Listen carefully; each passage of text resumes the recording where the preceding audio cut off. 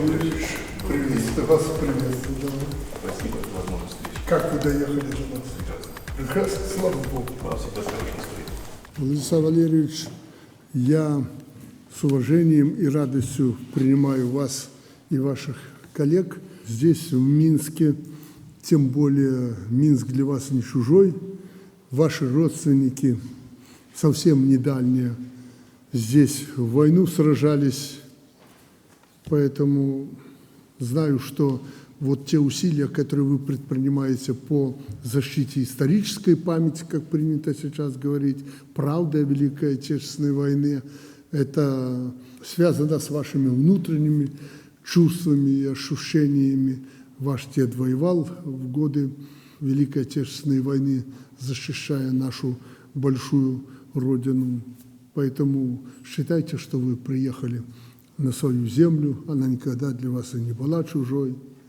Отношения между нами, к счастью, развиваются неплохо.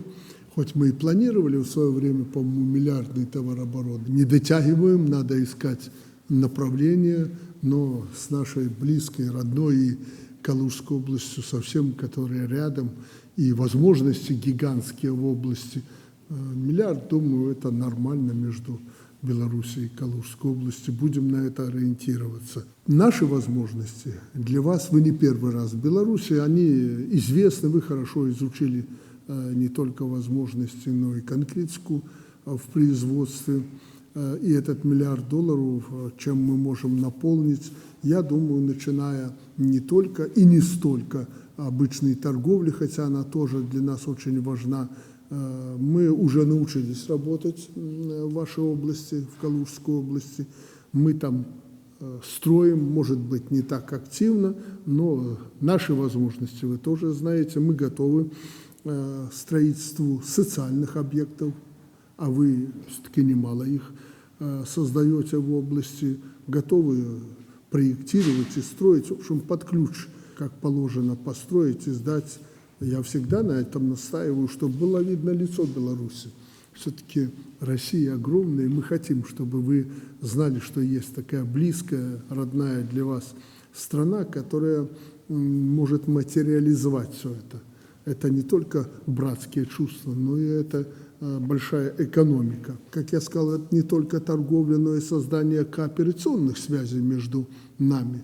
И знаю, что есть проекты, которые уже реализуются между МАЗом, БелАЗом, и пока мы их там реализуем, мы готовы к сотрудничеству с вами в этом направлении, готовы поставлять вам любую технику, страна машиностроительная. Я не предлагаю вам продукцию сельского хозяйства, потому что смешно бы было, у вас самих этого добра хватает, кормите пол России. Но если что-то вам интересно будет и нужно, особенно в сельском хозяйстве, например, молочнотоварные комплексы, опыт этот, агрогородки, опыт, вообще выстраиванию структуры сельскохозяйственного производства и жизни людей в деревне. Мы похожи, примерно климат у нас одинаковый, поэтому посмотрите, если вам нормально будет, удобно, в качестве образца, хотя меня тут критикуют, Лукашенко маяки в Беларуси создает, как в советские времена. Ну а почему не создавать примерно то, чего ты хочешь, чтобы было в Беларуси? Поэтому если вам эти маяки будут на пользу, правда, критикуют меня те, кто сбежал из страны, так же, как и российские власти, им властям достается от подобных беглых. Ну, это их дело, пусть критикуют, а нам надо заниматься конкретным делом. Поэтому мы готовы к варианту под ключ создать определенные комплексы на больших площадях сельскохозяйственных угодий, потому что комплекс, маленькая ферма, если 50 гектаров, так ну что, какой комплекс там? А если крупнотоварное сельское хозяйство, то мы готовы, ну типа колхозов, как раньше были у нас совхозов, на этих площадях показать тот вариант, который мы создаем в Беларуси. Ну вы посмотрите, если вам понравится, мы готовы сделать. Ну, а фермы, которые вы и комплексы создаете, они все равно без техники нам не обойтись. Трудовых ресурсов и у вас, у нас одинаково не хватает. И я не думаю, что завтра уже наши женщины и начнут рожать, что у нас будет по 5, 7, 9 человек, как раньше было в семье. Все-таки по многим причинам у нас это не получится, и у вас тоже. Поэтому надо механизированное сельское хозяйство было, чтобы и роботы доили, и как-то уже цивильно выглядели наши люди в сельском хозяйстве. Мы этим занимаемся, опытом этим можем с вами поделиться. Поэтому сегодня оборудование у нас есть полностью на молочнотоварные фермы. И Иван Иванович там в области производит это оборудование в Гомеле, да, комплекты. Да, Если вас интересует, вы скажите, мы будем заниматься. Словом, обмениваться опытом всегда рады. Мы разговариваем, слава богу, на одном языке и не планируем на каких-то общаться других языках. Это очень важно. Будем делиться опытом. У нас есть чему научиться у вас. Вы посмотрите, может, что-то подойдет, то, что мы умеем делать у нас. Будем обмениваться опытом и как-то продвигаться вперед, в том числе и решать трудные, сложные задачи, которые у нас возникают в ходе нашей жизнедеятельности. Словом, мы всегда к вашим услугам, рады вас видеть в Беларуси. Приезжайте чаще, смотрите здесь то, что вам нужно, приобретайте, мы будем этому способствовать. Тем более посол человек приземленный, опытный, он всегда подскажет вам, в каком направлении действовать. Спасибо, уважаемый Александр Григорьевич. Вы начали эту встречу со слов о нашей истории, о Великой Отечественной войне. Такая тяжелая страница в судьбе народа, но она наша общая страница. И для нас очень важно хранить эту память, делать все, чтобы это оставалось в наших сердцах, и чтобы наши дети помнили, какой ценой досталась эта победа, и как дорого заплатила наша страна за то, чтобы быть свободной и по-прежнему великой. И мы это не только на словах говорим. Вы знаете, что у нас есть один интересный исторический проект Угольников, друг Калужской области и большой друг Беларуси, снял фильм «Батька Минай. Партизанская легенда». Снимался Игорь, я в курсе дела. Снимался он здесь, конечно же, да, но и в Калужской области, на базе студии «Военфильм», которую Угольников у нас построил. Этим мы гордимся. Конечно, это наша история, это уважение к истории. Мы все будем делать для того, чтобы эту историю никто не пытался переписывать, и чтобы она была частью нашей души, нашего генетического фонда. Конечно, к этой общей истории надо прилагать и современные усилия, и мы стараемся это делать на разных направлениях. Вы их отметили. Это вопросы, связанные с экономикой, прежде всего, с развитием промышленности, с развитием сельского хозяйства, строительства. Пожалуй, это те сферы, которые сегодня наиболее ярко демонстрируют успех нашего сотрудничества. Вы в прошлую нашу встречу 3 года назад поставили задачу $1 миллиард, и мы к ней, в общем, достаточно энергично идем. Сегодня это более $700 миллионов. Это по результатам прошлого года. Только за первое полугодие этого года рост, по-моему, 17%. К предыдущим цифрам. Это хороший показатель. Мы точно выйдем на те цифры, которые вместе здесь наметили. Конечно, этому способствуют и наши побратимские связи и с Минском, и с Гомелем, и с Барановичами. Побратимы Калуга, Обнинск.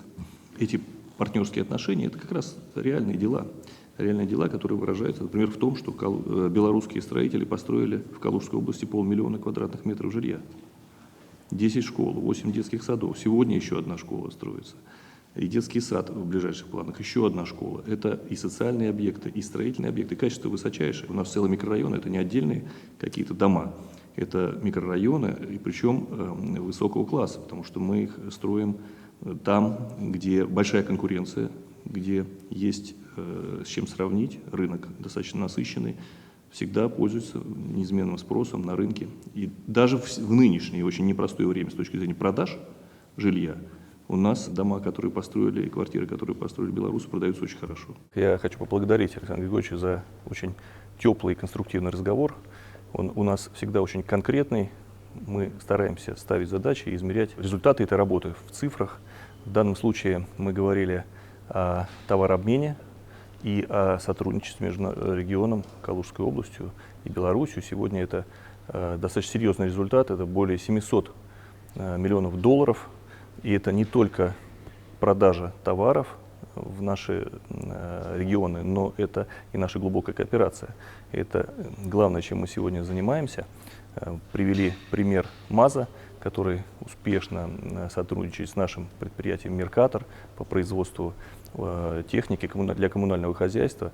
Но если раньше мы только в Россию привозили платформы и на базе этой платформы делали машины, продавали у нас в стране, то сегодня мы уже навесное оборудование привозим сюда, в Беларусь, и здесь вы под своим брендом на базе МАЗа делаете машины, которые также работают на наведение порядка на наших улицах. А в Беларуси порядок это заметно, это очень красиво. Мы говорили о развитии сельского хозяйства, о строительстве в перспективе фермы, которая будет полностью оборудована со стороны Беларуси и технологическим оборудованием, доильным оборудованием и поголовьем.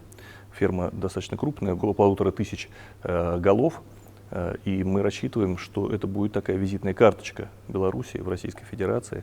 Ну а для Калужской области значительный вклад в развитие сельского хозяйства. Для нас молочное животноводство является одним из важнейших направлений. Наша цель – 1 000 000 тонн молока к 2030 году. И с помощью нашего братского народа мы рассчитываем к этой цели прийти, без сомнения. Конечно, это и обновление общественного транспорта, это и вопросы развития и науки, и технологий. Сегодня в Обнинске, в первом многограде России, Росатом строит крупнейший в Европе и первый в стране завод по производству радиофармпрепаратов. Это сегодня технологии, которые позволяют и диагностировать, и лечить многие заболевания, не только онкологические, как мы привыкли, но и неврологические, и сердечно-сосудистые.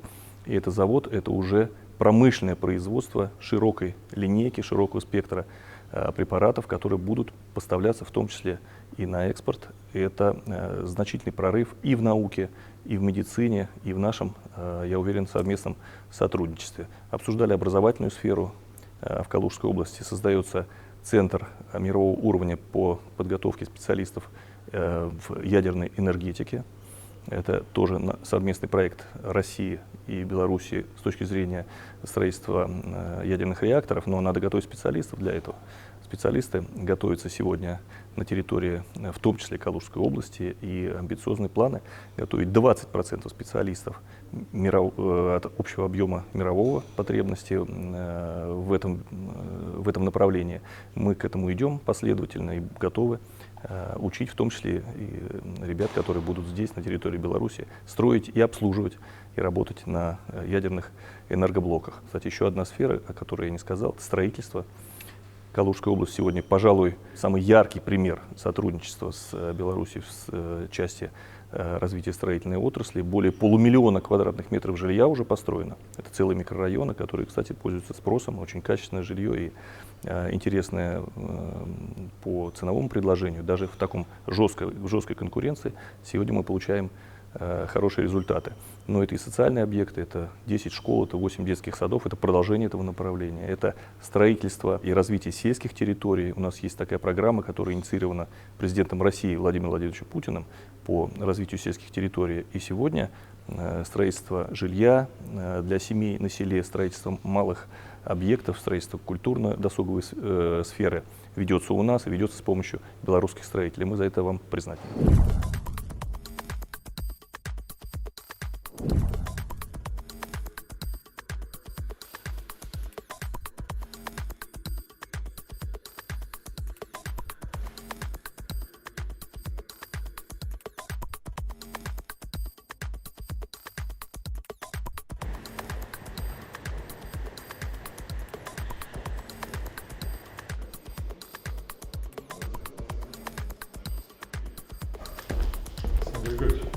Живой, здоровый.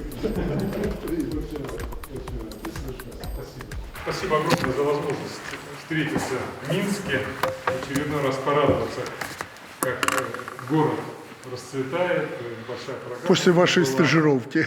После моей Да, стажировки, и у меня эта любовь с 89 года осталась просто неизменной. Я каждый раз приезжаю, и с одной стороны все узнаваемо, а с другой стороны он все время меняется. И вчера был выходной день, на улицах много людей спортом занимаются и на воде, и велопробег, и у отца Федора мы побывали в замечательном храме памятники всех святых, конечно, потрясающая работа, огромная, проделана и очень ценна и для народной памяти, и для воспитания подрастающего поколения. Мне кажется, что это проект такой, который заслуживает того, чтобы туда водили в том числе и все прибывающие делегации, потому что это и обобщая наша история о тех жертвах, которые были понесены и народом Беларуси, и всеми теми народами нашими братскими, которые защищали эту землю.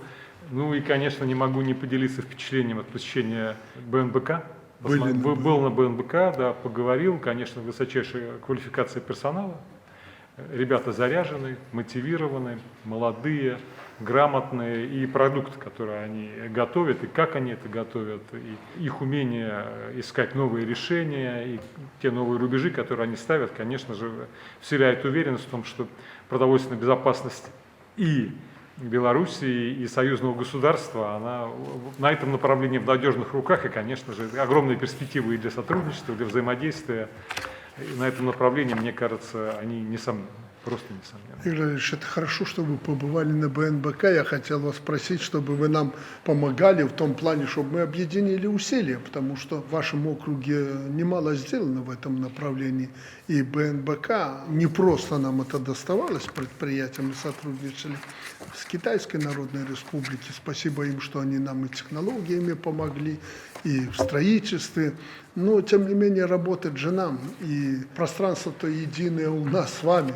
И все, что есть в России в этом плане, особенно в вашем округе и в Беларуси, оно должно работать в едином ключе.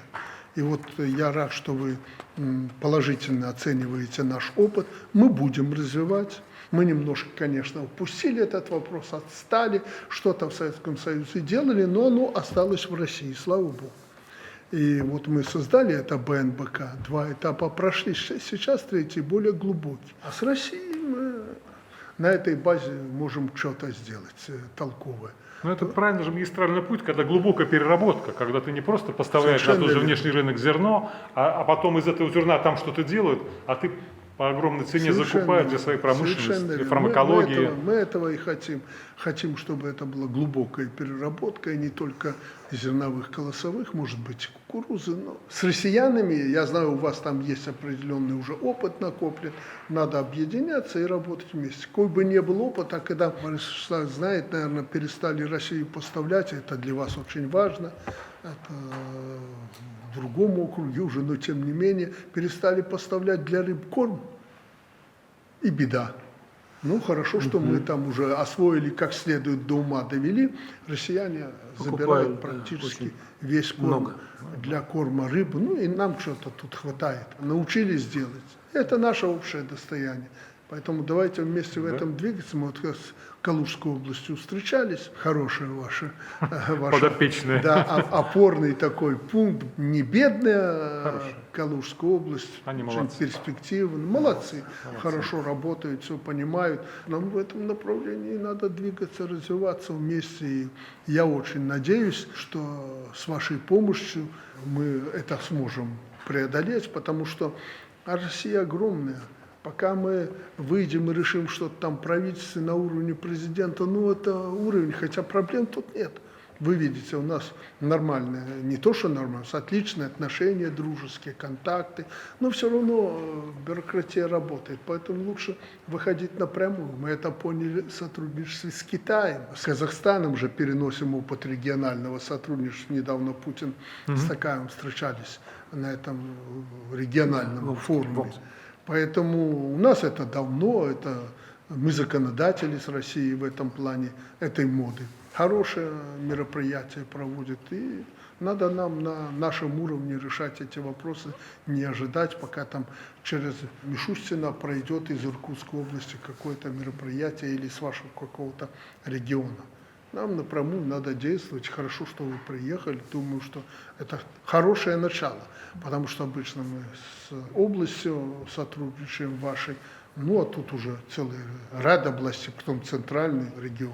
У нас очень хорошая динамика. С 2018 года мы выросли с 22 до 38,5 миллиардов долларов, если пересчитывать на доллары объем нашего товарооборота. И только с 24 по 25 рост составил 4%. При том, что в целом между Россией и Беларусью 3%. То есть отношения с округом развиваются, это и понятно. В Центральной России сосредоточен основной экономический потенциал. И потом это самая близкая к Беларуси часть Российской Федерации. И традиционные связи очень крепкие, закреплены на разных уровнях. Есть и соглашения с регионами, есть целые программы сотрудничества. Самые разные проекты развиваются. Есть наши регионы, которые участвуют на Белорусской универсальной товарной бирже. Есть регионы, которые создают совместные предприятия с Беларусью. Есть активно те, которые приглашают белорусские компании для участия в наших национальных проектах. У нас, скажем, крупнейшая школа в России на 2800 с лишним учеников в Воронежской области была построена белорусскими строителями. Многие дороги, это тоже у нас такой важный национальный проект, строится белорусами.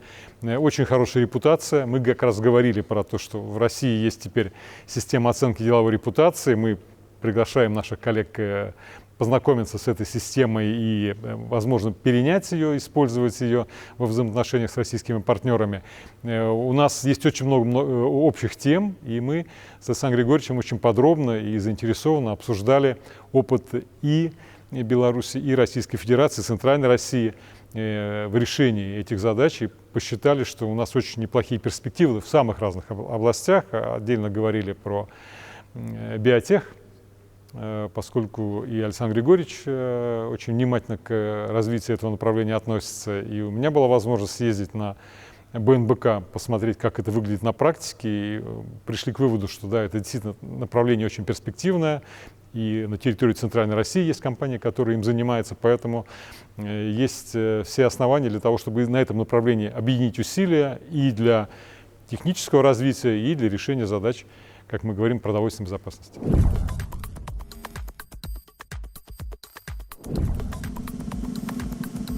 Президент Республики Беларусь Александр Григорьевич Лукашенко.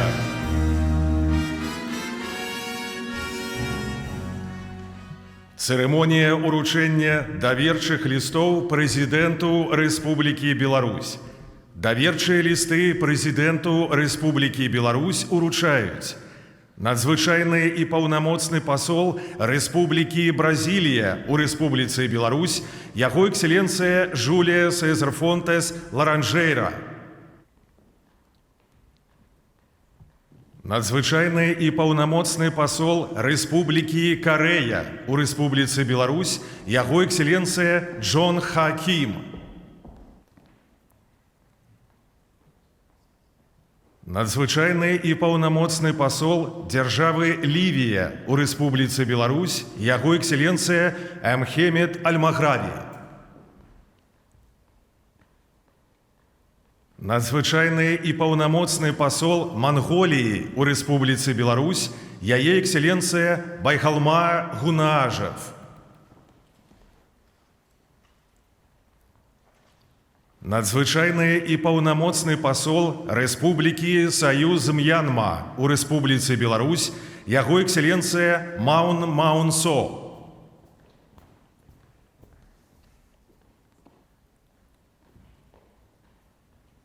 Надзвычайны і паўнамоцны пасол Рэспублікі Перу ў Рэспубліцы Беларусь, яго экселенцыя Мануэль Аўгуста де Касея Клювер.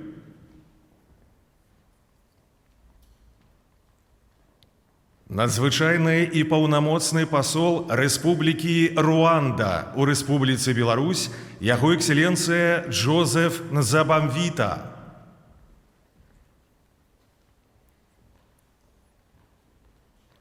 Надзвычайны і паўнамоцны пасол Каралеўства Саудаўская Аравія ў Рэспубліцы Беларусь, яго экселенцыя Самі бен Махамед Аль-Садхан. Надзвычайны і паўнамоцны пасол Рэспублікі Узбекістан ў Рэспубліцы Беларусь, яго экселенцыя Нурыдын Мамажонаў.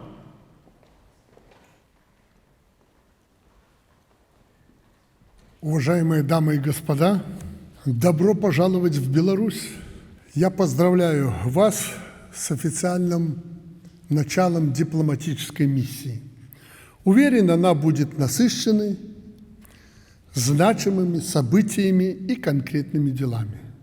Многие из вас представляют государство глобального большинства, роль которого в международных делах стремительно и, главное, заслуженно растет. Входящие в него страны имеют схожие подходы к мироустройству, выстраиванию партнерства, урегулированию конфликтов. Им присуще уважение к национальному суверенитету, неприятие давления, диктата, незаконных санкций.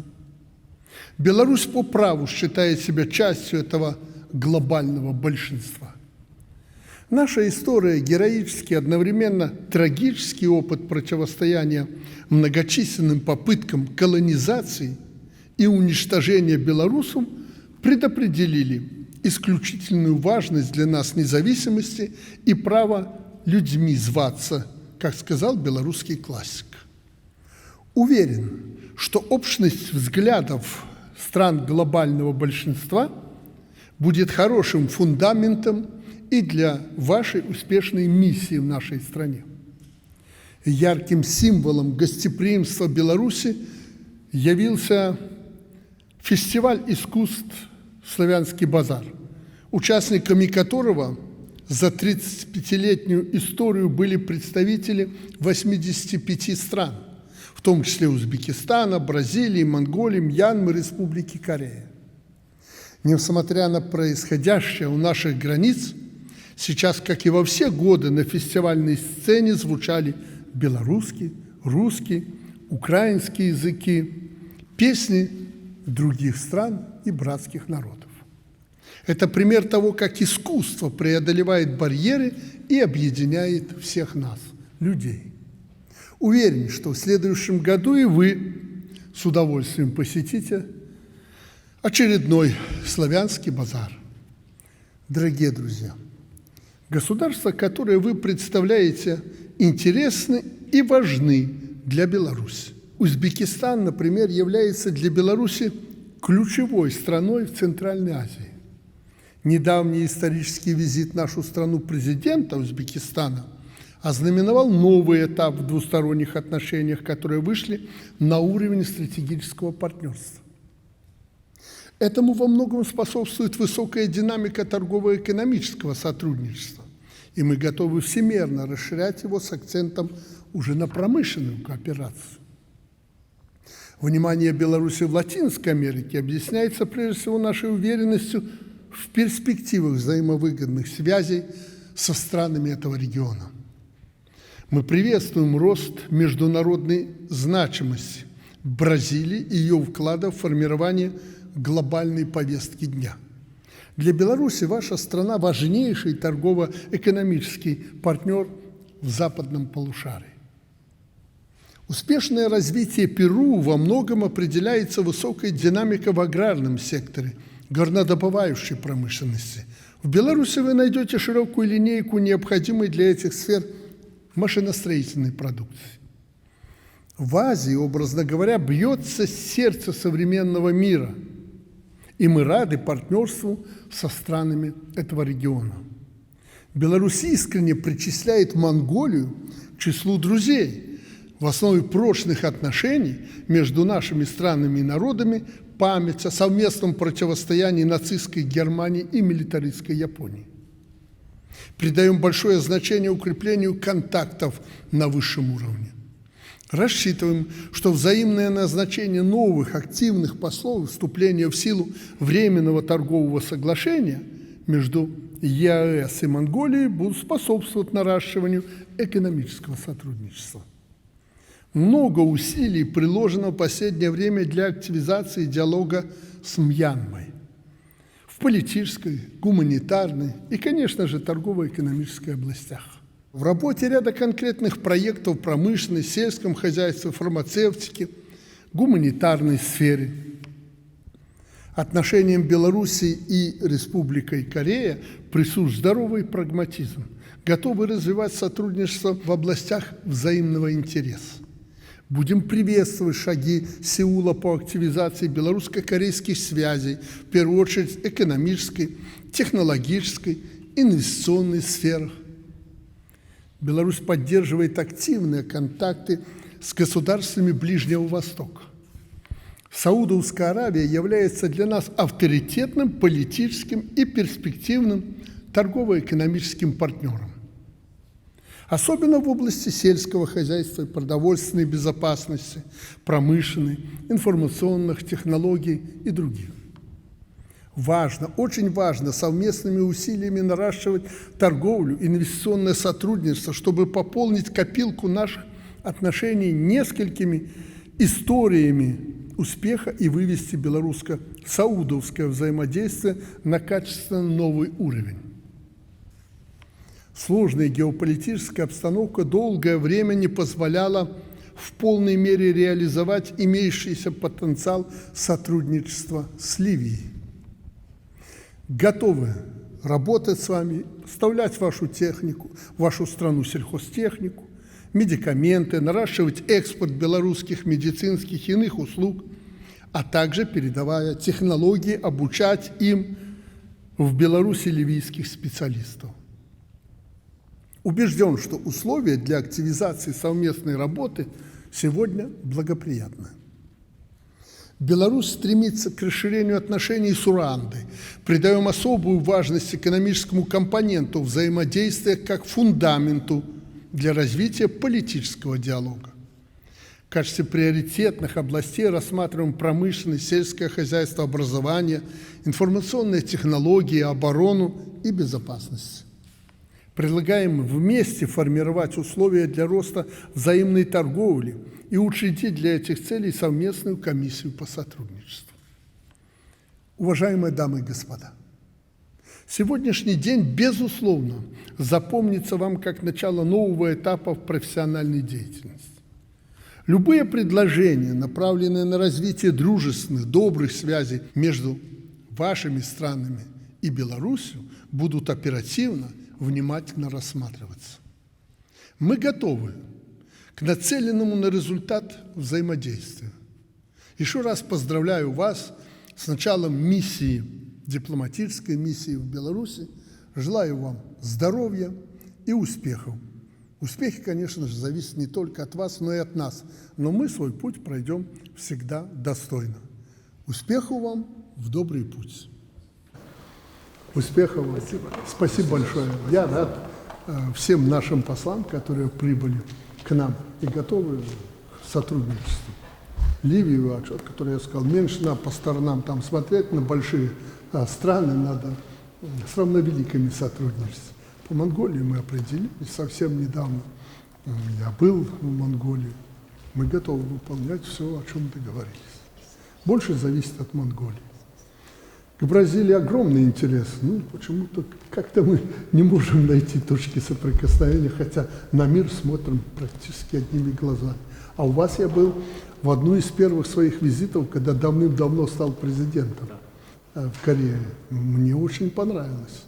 Вы молодцы. Но сейчас мои знакомые, близкие, бывая в Корее, многое расскажут, что Корея стала другой, развивается очень бурно. И мы вам желаем этого развития.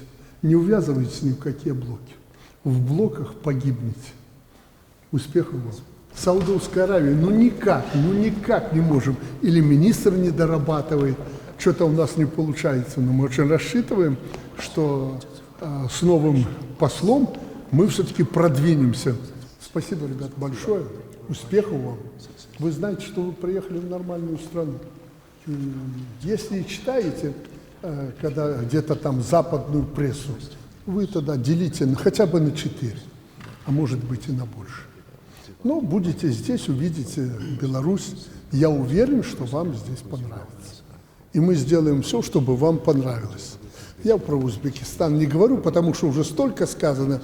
Новый посол, новые отношения и так далее. Надо молоко, мясо. Молоко, мясо мы готовы, в том числе и руками узбеков, произвести здесь мясо и молоко и на свой рынок поставить. Я уже чувствую поддержку, уважаемый министра, всех вашего, всей у нас команды. Дисциплина. Спасибо вам. Спасибо большое. Успехов. Если что, говорите министру, он у нас доступный человек. Ну, если вдруг, то вы знаете, как меня найти. Успехов вам. Успехов.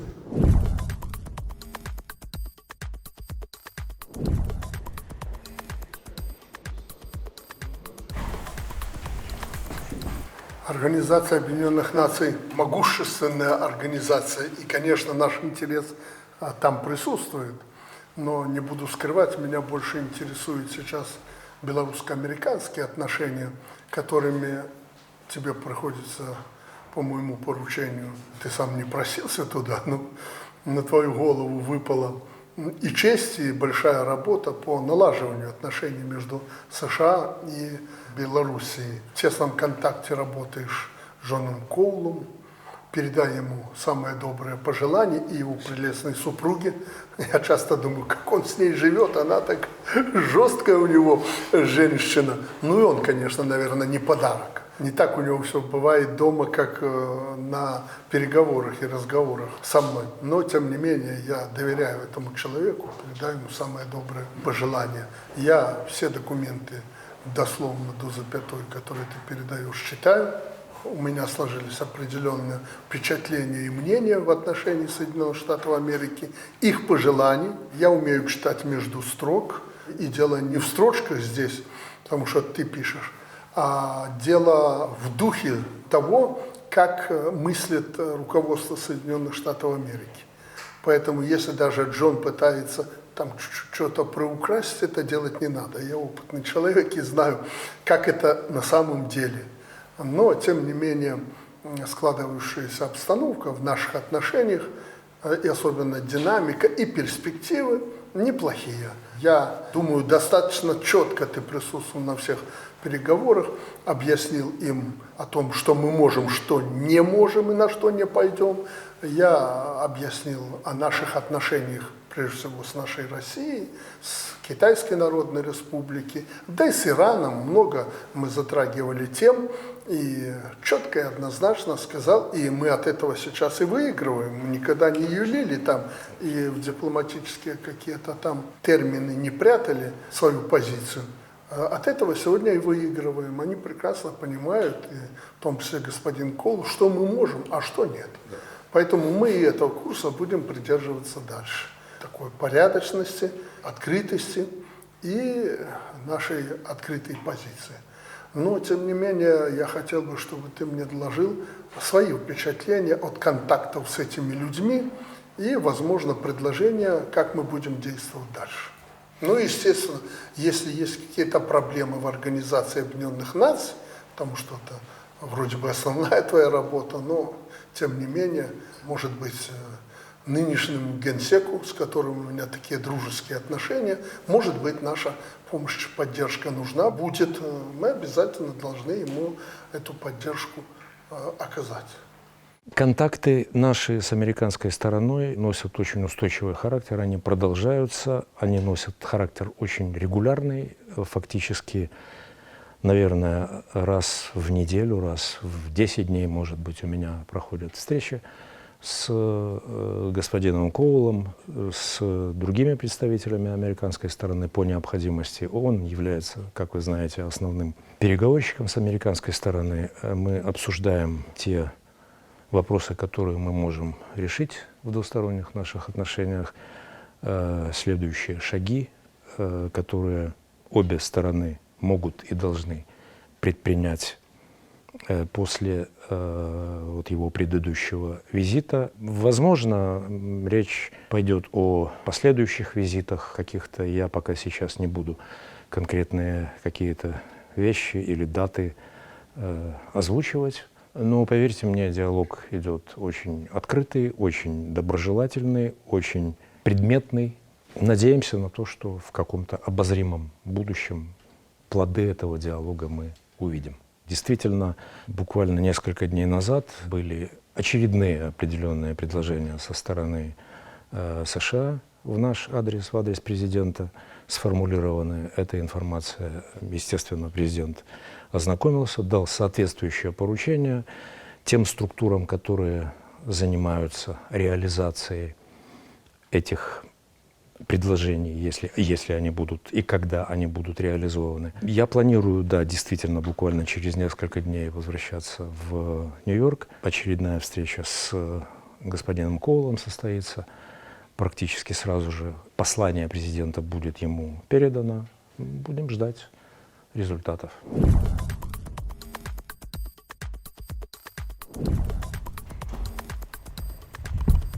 Линия фронта, к счастью, мирного проходит сейчас через Витебскую область.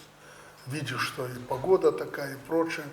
И сам ты в пекло в это попал. Какова ситуация в Витебской области, как разворачиваются события, какие проблемы там и так далее. Уважаемый Александр Григорьевич, В том числе и по узбекам, потому что к тебе они прежде всего прилетели, но помни одно, молоко и мясо это прежде всего.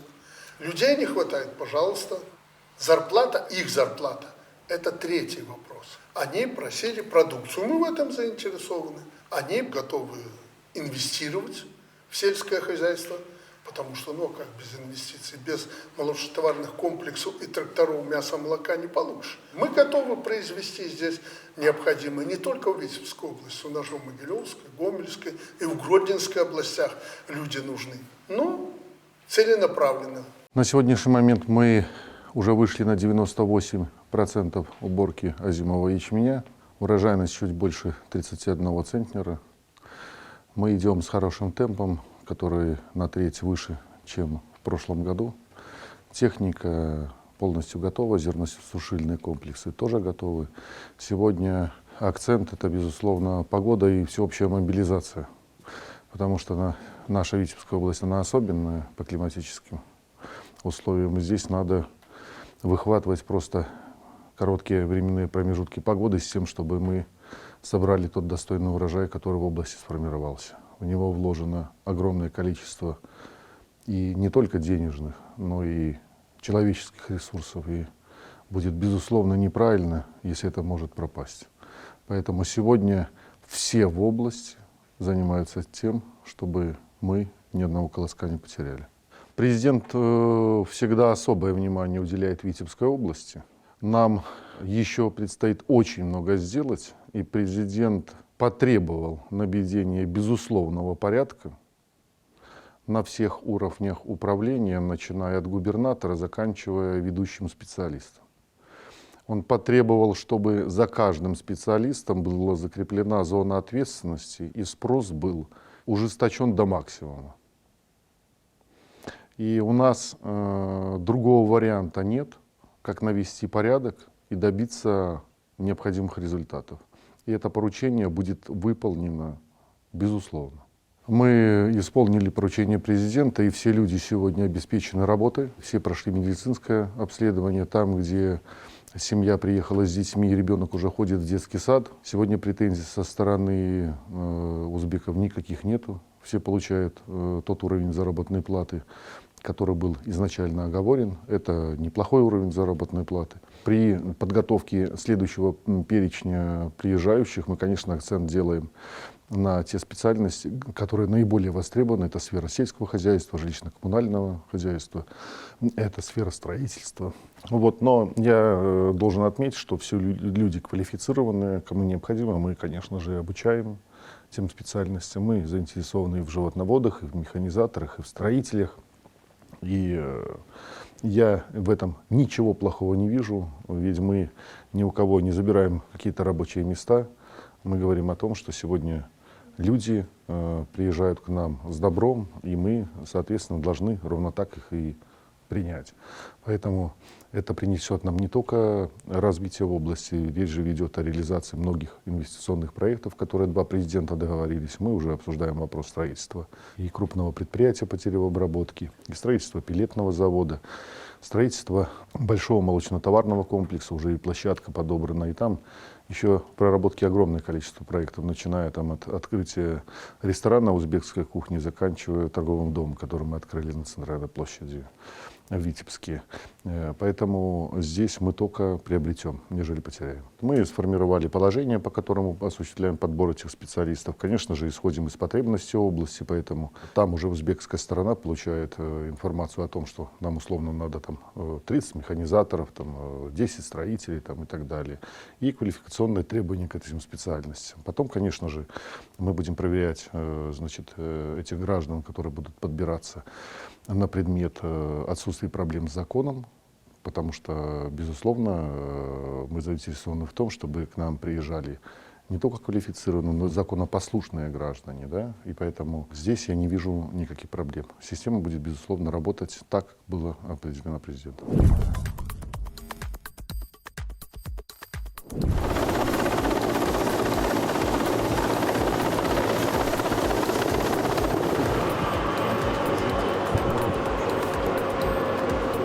Я ожидал большего, откровенно говоря. В общем-то, неплохо, но восхищения никакого нет. Я подумал о том, думаю, не дай бог у нас еще на земле и в Гродненской области, так как в Бресте, это будет нехорошо. Все-таки Гродненская область была у нас лидером в этом отношении.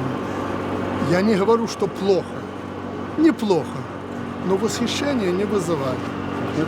Я был большего перед посещением вообще Брестщины, и я ведь даю себе отчет, что Брест, Кобрин, вот эти земли вокруг, это там, где все начальники Бреста топтались, в том числе и ты. Но, наверное, в этом году не стоит, наверное, ожидать больших результатов в сельском хозяйстве на этих землях. Наверное, все-таки туда, северо-восточнее. Вы абсолютно точны. Если взять сейчас по уборке, те же Баранович, Ляхович, Ляхович убрали всего лишь около 20%. Все остальные районы находятся за интервалом 50-60%. То, что ты уберешь, это я не сомневаюсь. Объемы тут понятно. Меня интересует результат. Урожайность хлебов, там, зерновых и так далее. Я понимаю, что здесь земли не лучше. Там они немножко лучше. Ну и там дождей, наверное, больше было. Или нет? Более удачно было по Барановичам, по Ляховичам и Вацевичам. Я об этом и да, говорю. То, что говорится, центральная часть, вот вы правильно сказали, Кобрин, тут Малорита, вот дальше Жабинка, Брестский район, тут да. Немножко залило там в Кружанском районе. Ну и знаешь, наполовину... Петр Александрович, в целом неплохо. Лило везде одинаково. Сейчас надо убрать хлеб. В целом по стране он должен быть не ниже уровня прошлого года. Если вы в этом году 12 миллионов тонн дадите, ну это будет великое достижение. Ну даже 11,5 это хорошо. Но здесь вот на западных твоих землях, ну я ожидал чуть-чуть лучше. Неплохо, но это не твой уровень. Второе. Ну, наверное, тебе, как человеку из промышленности, а я ведь на это рассчитывал. Сейчас посмотрим, как у тебя дела в промышленности. Нету у тебя в промышленности регионального продукта, ВВП республиканского. Нет, это все твое. Вчерашнего вице-премьера, успешного. Я хочу сказать, что бардачок у тебя есть на отдельных местах. Есть вот деревья выросли на крышах старых каких-то заброшенных объектов. Ну, их надо как-то убрать. Надо спланировать, убрать, где-то прикопать в какой-то овраг и засыпать. У тебя этого добра хватает.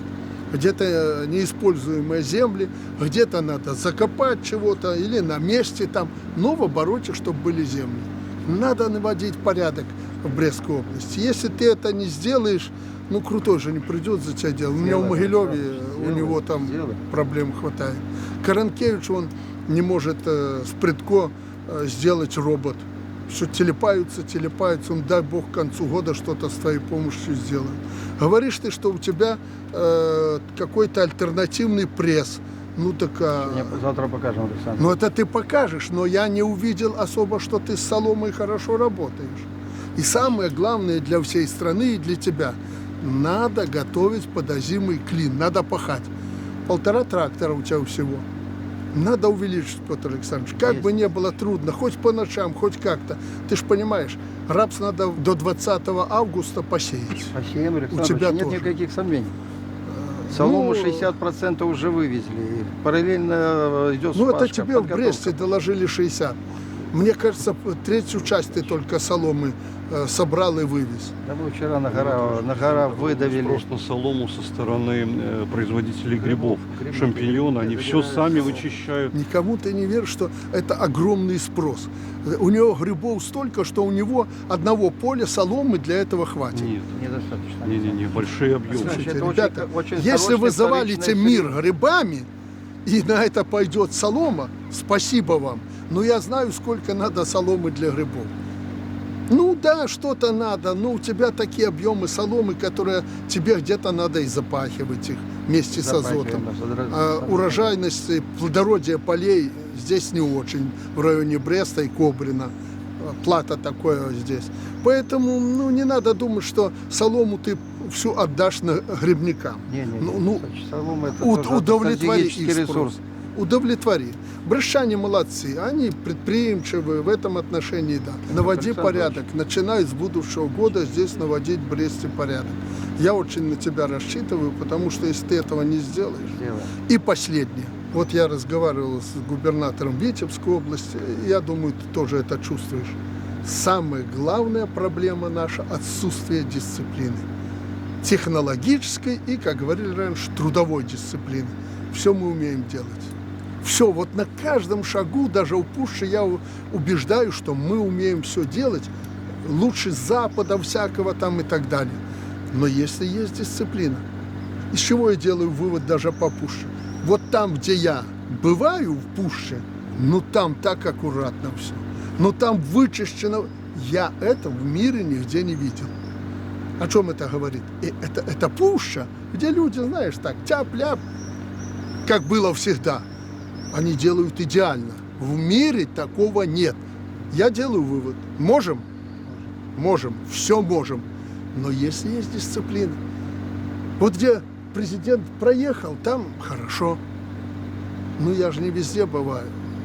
Поэтому смотри, чтобы была железная дисциплина. И все и с этим. Вот Дмитрий Николаевич напугал страну армией, что чиновники, еще там кто-то плохо будут работать, в армию.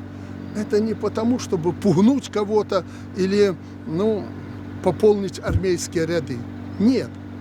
Если ты не хочешь на этой работе работать, мы тебя проверим на другой работе. Нормальной мужской и женской работе в армии. Да, там, я говорил, комары, мошки и прочее, особенно на юге, даже у тебя, ты же это знаешь. И у нас тоже. Да, пусть там послужат. Это не какое-то там издевательство над людьми. Мы просто даем возможность проявить себя на другой работе, мужской сложной работе. Вот в чем вопрос. Но если ты и там, там отлынивать очень сложно. Там строй поставить и будь здоров. То есть надо наш народ, людей, хоть это не популярно с моих уст, приучать к дисциплине. Будет дисциплина, мы все сможем. И еще одно, по проектам. Петр Александрович, у нас взят курс на придумывание каких-то объемных проектов и по теме, которая у нас никогда не культивировалась в стране. В то же время в развитие проектов некоторых производств нам нужны инвестиции. Например, вот у тебя эта лампочка. То, что я прочитал, сегодня посмотрим. Это лампа Ильича, она уже даже запрещена во всем мире. Уже эти ваты, киловатты, лампочки Ильича никому не нужны. Что нам надо? Какая лампочка нам надо? Светодиодная лампа. Светодиод, спрос огромный. Да, конкуренция есть, будем об этом говорить. Так надо здесь вкладываться. Почему нет? Если старые нам не надо, новые спрос большой, да и в Беларуси на светодиод надо менять все. Потому что это экономично, выгодно и так далее. Мир это понял. Почему не вкладываться сюда? То есть там, где есть школа, где есть компетенции, так? Абсолютно верно. То же самое у тебя на Белазе. Ты ж белазовец. Вот смотри, вложился ты, с тебя же начиналось 450 тонн этот 360, 400. гигант этот вот стоит на одинокий страдалец этот красиво стоит, на Александр ВДНХ. Ильич, Я еду, думаю, Спасибо, красиво стоит. гигант, ну страдалец один стоит, Спасибо. как будто у нас больше техники нет. Я еду только... Но сделали же. Сделали, конечно. Сделали хорошее дело. Не выдумывали что-то, а развивали то, что мы умеем делать. Нам надо, Дмитрий Николаевич, в правительстве взять крен на это, на развитие того, что мы умеем. Модернизация, ну да, там робот, не робот, ну и что-то новое, как вот Михайлович делает там пресс-подборщик, эту робот и так далее. Ну, он сказал, что конкурентом будет у тебя. По старинке, говорит, я помню. Да, говорит, что... У меня у вас поручение, Александр Ильич. Я Нет, выполняю молодец. Нам нужны это. Ты же видишь, убрали, и комбайны прошли, и в лентах лежит солома. А ее надо мгновенно скрутить, свернуть и убрать. Но, Петр Александрович, видно, недопустимо. Вот при вылете из пущи я заметил, ужасно. Наверное, сенаж или сено у вас там что-то было, Господь вам подарил, скорее всего, сено. Вы в рулоны свернули и бросили. Это должно лежать под крышей. Или ты шапку какую-то для этих рулонов должен придумать, чтобы не замокло. Потому что спрессованное сено попадет туда вода, все сгнило. Я это знаю из опыта. У тебя там на вылете из пущи я вижу. Ну, еще завтра посмотрю там другие земли. Поэтому неплохо ты работаешь здесь, но надо больше. Если уже ты не дашь результата, ну так на кого ориентироваться тогда? На Ивана Ивановича Крупко, так он бедолага, у него Гомельская область, не Брестская. Поэтому посмотрите, это мои впечатления, я тебе сказал. Может, я где-то не прав. Ну, скажете, только на фактах, не философствуя.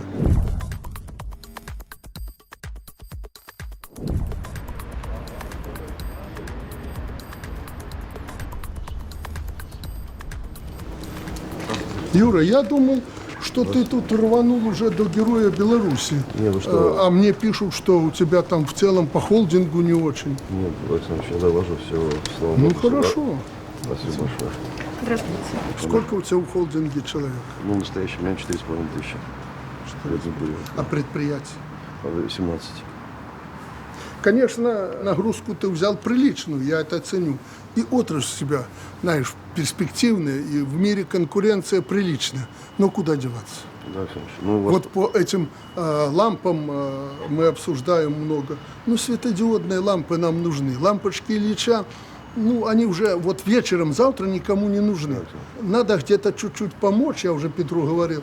Ну, в это надо вкладываться. Это компетенции, наши деньги какие-то у нас есть. Поэтому искать новые какие-то, не то что проекты, новое производство создавать в районах. Один район, один проект, вот мы говорим. Ну, может быть, и не надо. Вот говорят, где-то там в Минской области увеличили на сыродельном заводе по новым технологиям, увеличили производство сыров. Ну и хорошо, это тоже хороший проект в развитии старого. Мне какая разница, люди будут заняты, зарплата будет, но главное, мы это умеем делать. Создать какое-то новое производство, да, надо. Вот Виктор Михайлович, вы знаете, Кранкевич делает там роботы для доения коров. Прытко говорит, к концу года сделал. Надо это делать, никуда не денешься без этого. Это наше будущее. Мы это должны сделать. Пресс конкурирует с Петром Александровичем, тот делает пресс, уже сделал, этот сделал. Посмотрим, что лучше. Пускай будет эта конкуренция. Убрали хлеб из-под комбайнов, солома в этих волках валяется. Что надо? Надо хороший пресс. У нас же были прессы, не в этом дело. Но я еще в прошлом году остро заметил, урожай был, много соломы, а убрать вовремя не можем. Что значит не убрали солому? Вовремя не убрали, вовремя не вспахали, вовремя не посеяли, урожай не получили. Узкое звено – уборка соломы. Плуги есть, все есть, это у нас есть для обработки почвы. Надо вовремя убрать солому с полей. Вот бывший вице-премьер уже не бывает, он сказал, я сделаю лучше, чем нынешний вице-премьер. Этот говорит, нет, у меня будет лучше. Уже сделали образцовые прессы. Сколько ты? 2 сделал всего? 2. Или 6? 2. 2, а ты 6? Один у нас на испытаниях. Мы Ну, заключение это сделали, хорошо, Александр что Григорьевич. идет вот эта конкуренция. Но это не так. У нас тут внутренний рынок это все потребит. Твое производство на внутренним рынком не обойдешься. Хотя я говорил, Дмитрий Николаевич, в правительстве надо найти пути, чтобы поддержать своих товаропроизводителей. И это в ближайшее время, вот закончим, горячие эти дни закончатся, вы мне доложите. Хорошо. Ты там мне в график поставил, встреча с правительством, отчеты? Это хорошая тема, как раз. Вот ты мне эту тему, это для меня важно. Хорошо. Надо защитить легкой промышленности, и ему это важно. Даже мне попросил купить телевизор, предлагают какой-то там, черт знает, там американский. Говорю, ребята, у нас горизонт есть.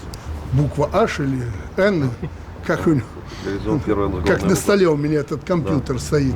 Он же потребовал... Работает? Ну, работает. Он же потребовал, чтобы я заменил там яблоко на это. Я заменил. Поэтому надо их поддерживать, насколько это возможно. Но ты не дорабатываешь промышленность. Это в ближайшее время, вот после уборочной кампании, мы посмотрим. Промышленность должна шевелиться. В целом вроде неплохо, но есть 7-8 предприятий, с работой которых мириться не можем. Это у тебя вот лампочки Да, это все, накаливания или чем ты все- тут да, подсвечиваешь? это первоначально, когда мы встречаем гостей, мы всегда показываем о том, что у нас есть продукт.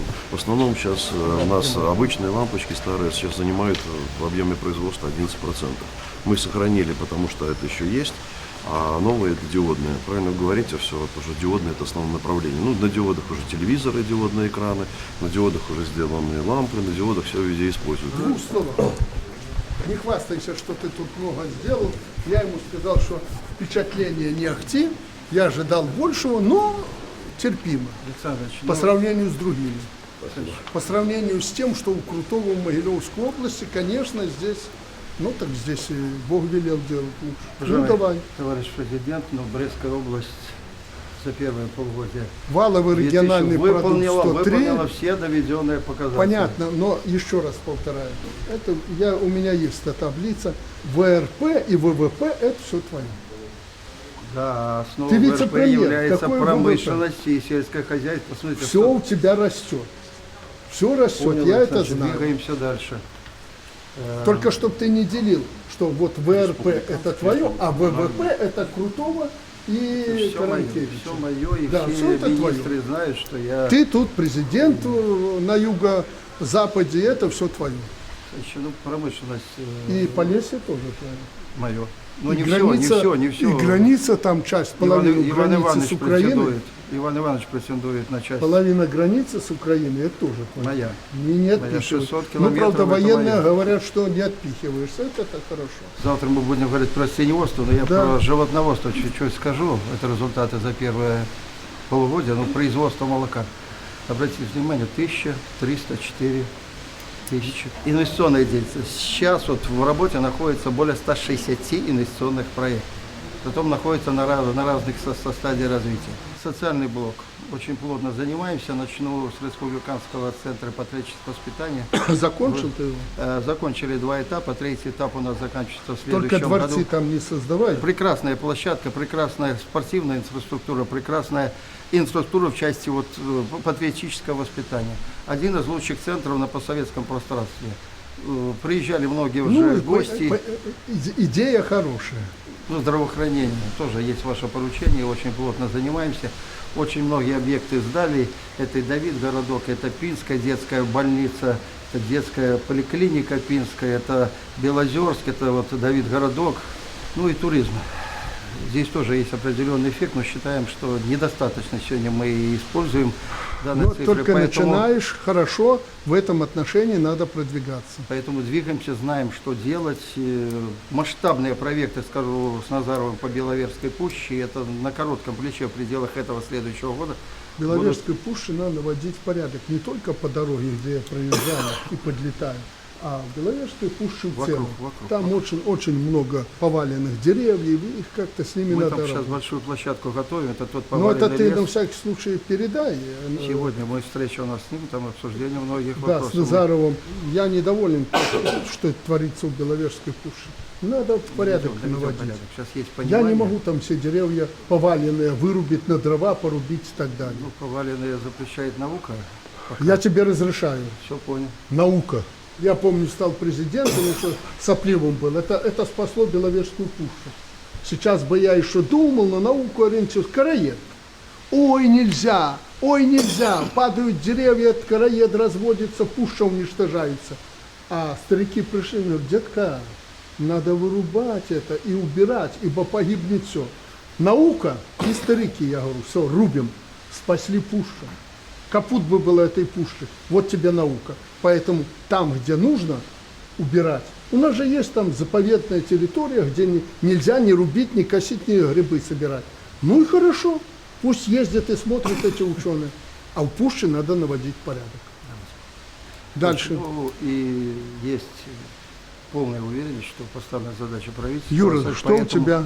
По этому году будут выполнены целиком. Только кратко, без вот этих философий. Мы выпускаем 300 видов ламповой продукции. Вот эта лампа, которая мы привыкли ее видеть, она сейчас 11% составляет. И дальше пошли диодные. Ну, в том числе есть и лампы для автопрома. Ну, покажешь еще ж готовую продукцию.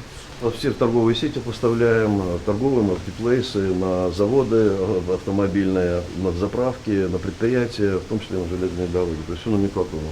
Это общая площадь была завода, 75 тысяч метров. Мы переместили производство, сконцентрировали для снижения затрат. Но учитывая, что на диоды перешли, соответственно, меньше над оборудованием, меньше площадей, мы эти площади освободили, ну и некоторые реализовали. Там кусочек территории, вот, который мы там видим, вот там. Мы сейчас готовим генеральный план развития города Бреста, и мы эти территории хотим отправить для строительства жилья.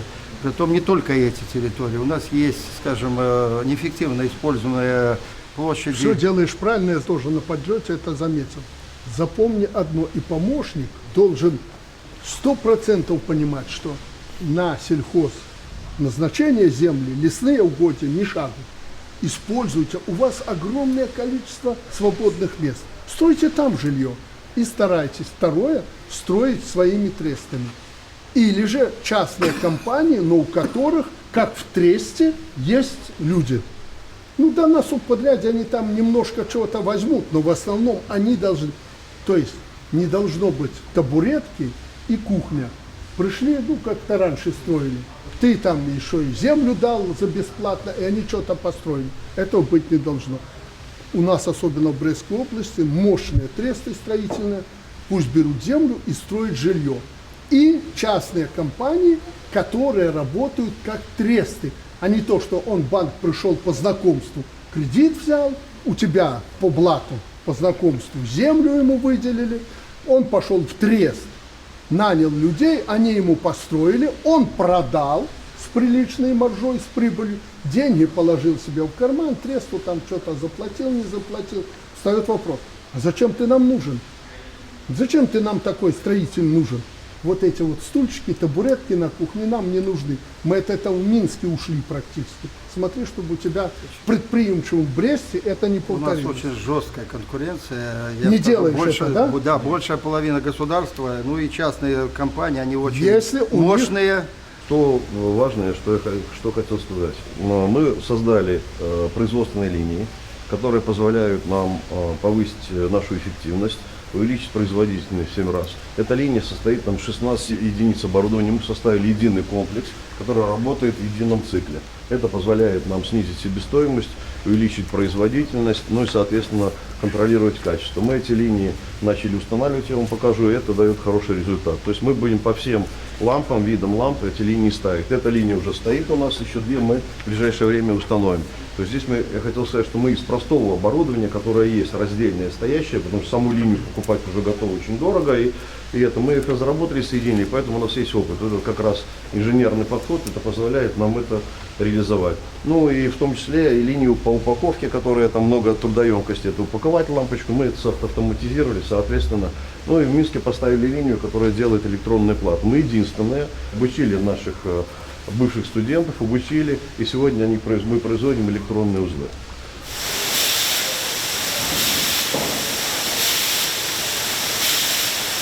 Мы сохранили старые, которые традиционные лампочки. Она имеет 10%, сохранили, вот оно работает. Конечно, оно дорогое, потому что газ использует все это. Мы переходим на диодные, там новое производство. Пока здесь вся номенклатура, которая требуется, делает, ее в торговлю поставляем. Но когда-то диодная была дорогая, в 4 раза дороже. А сейчас у нее разница 15-20% от этой, а по себестоимости другая. То в балансе входим. Да, вот то, что сделали новое. Это новое, да. То, что сделали. Приходим новое, здесь все оборудование. Здесь слева маркировщики автоматические, наименование ламп.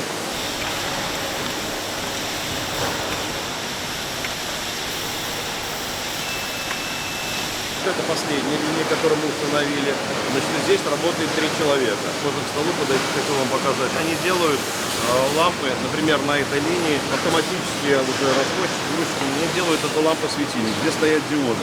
Вот они диоды устанавливают, платы это мы делаем. 50% стоимости лампочки, вот эта плата. 50-60%. Вот это. Стоят диоды, соответственно, делаем все. Остальное копейки. Оборудование, вся локализация. Остальное можно делать.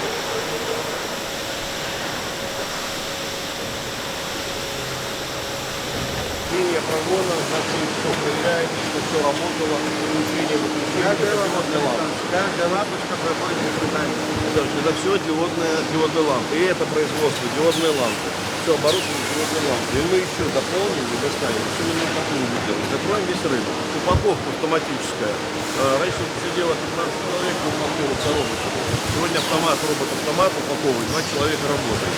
Соответственно, это снижение затрат. Ничего не площади. Раньше тут целый цех был такой, занимался упаковкой, коробками и всем прочим.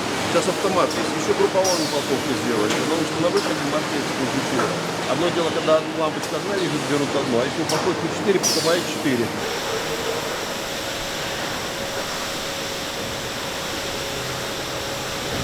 В прошлый раз когда вы были, показывал вам планшет опускали, сейчас мы экран сделали, рыбки плавают, экран, то есть мы... Рыбы нет, да, рыбы нет, экран стоит, вода налита, я просто хотел сказать, что кормить не надо. Да, мы достигли того, что технология позволяет это и использовать и в экстремальных условиях, и при дожде, и по всему. Но это вся номенклатура, это вот старая лампочка, которая греется, лампочка Ильича, все накаливания, все. И дальше пошли уже диодные, все диодные, уличные диодные, заводские диодные, все диодные. Это у нас автомобильные лампы, которые мы делаем, их тоже где-то 15% в объемах производства. Фитолампы это для выращивания, все держат свои хозяйства, нравится им выращивать рассаду, и вот рассаду они выращивают. Что касается компьютерной, вы задали тон. Это ты задал, не я. Я просто тебя в этом плане поддерживаю. Спасибо большое. Смотрите, у женщины. Вот, если можно, возьмите вот в руку, по весу. Посмотрите, сколько он весит. Ты думаешь, я в этом что-то понимаю? Нет, я хотел сказать, что это один из самых тонких и самых легких. Он меньше килограмма весит и меньше сантиметров. Портфель очень удобный. Если Пархомчик говорит, что ты молодец в этом плане. Да. Правильно, что ты начал делать эти компьютеры. Правильно. Смотрите, где-то локализация еще недостаточно. Новые мониторы для игровых. Здесь 320 Гц, очень быстрое переключение. Для игр это подходит. Это вот системный блок, который раньше ящиком стоял, собственно, сделали. Это самый мощный, самый последний процессор стоит. Для самых мощных, 2 в 1. Здесь и компьютер, и экран. Хотел показать, значит, мы когда-то Горизонт выпускал приемники. Да. Были такие приемники. Мы решили попробовать это пока опытный экземпляр. Мы здесь прошивку сделали, собрали. Здесь все разъемы сделали для того, чтобы антенны включать. Над белесым полесьем. Ничего, для такого маленького объема. У него 80 Вт. Держит аккумулятор 8 часов без зарядки. Телевизор я с вами подробно останавливаюсь, это самый последний. Каждая 3-я семья ЕАЭС покупаете у нас телевизор. Какие-то. А это уже сейчас мода прошла, мы можем его вогнуть, то есть экран сам по себе Можете гнется. сделать, да, если здесь сделать подставку и чуть ее наклонить, он будет и вогнутый. Но это была мода когда-то, все говорили прямую выбросить, нет, прямую выбросить, поставить к гриппе. Это маркетинг, а сейчас это новые панели, это направление, которое мы работаем, это автоэлектроника. Поскольку здесь все равно, я вот на фоне экрана прозрачно мы еще делаем по заказу, но саму панель. Панель для автомобилей, для грузовых, разработка, наше внутреннее, все программное обеспечение, вот это ставится в автомобиле. Тут телевизор, изображение у тебя в 5 раз лучше, чем у меня дома. Ну, вот обычная дорога, причем кольцевая, минская. Сушки начали там пользоваться пластиком много, завод целый пластиковый у нас есть, поэтому можно лить что там угодно, и корпус там к телевизору, и к лампочке, и к этому. Ну, сушка засыпали туда чего-то сушить, и включили, она греет, и это. Если дожди. Стиральная машина ведерная, можно воду так налить, можно со шланга. Значит, она сушит, обороты выше и стирает.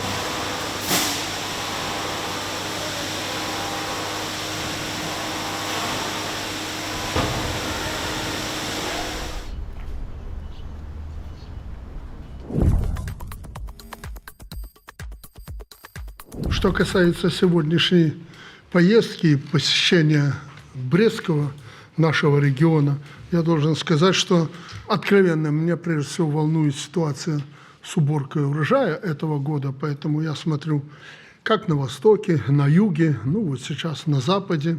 Днями побываем в Гродненской области, в Витебской области, они позже, витебчане будут убирать, и проблем там, наверное, побольше. Я сравниваю, глядя по стране, на те или иные регионы. Поэтому тема уборочной кампании для меня очень важна сейчас. Ну и потом я замечаю, что некоторые у нас умные специалисты, в том числе начали говорить о том, что как президент любит сельское хозяйство, поэтому он там бывает.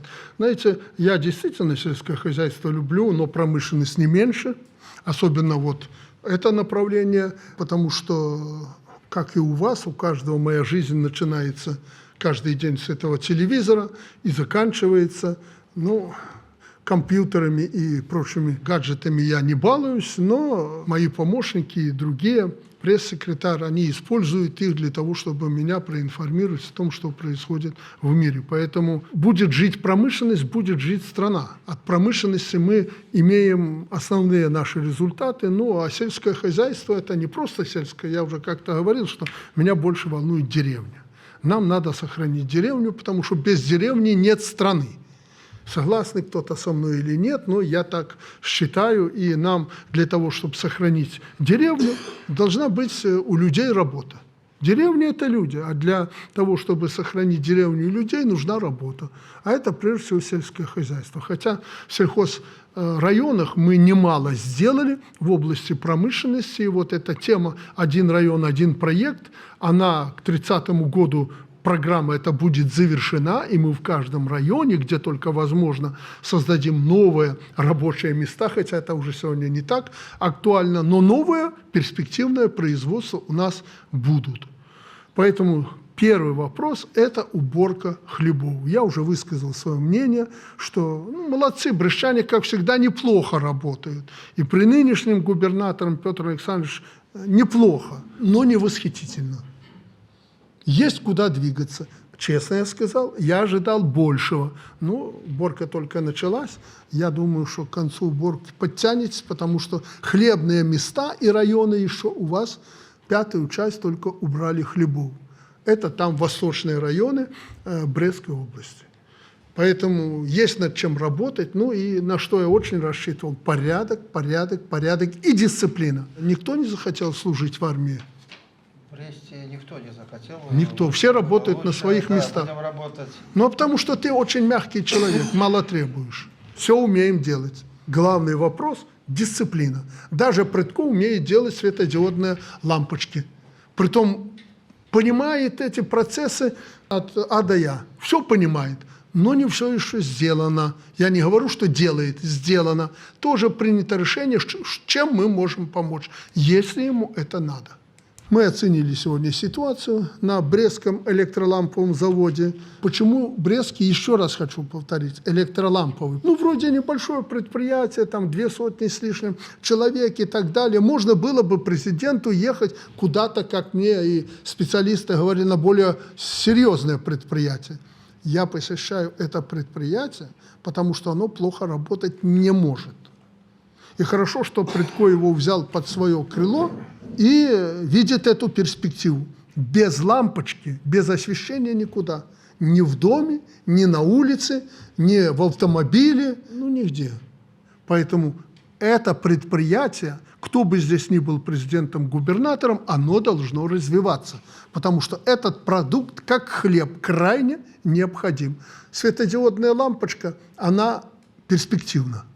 Весь мир об этом заявил. Лампа накаливания, или как мы их называли, лампочки Ильича, они еще присутствуют, они красивые, делают хорошо, но они более затратные в эксплуатации, и они уже уходят, они свое отбыли. Поэтому первое, что должны сделать, Юра, надо определиться, что мы сами будем делать, и будем развивать это производство. В этой лампочке что будем делать?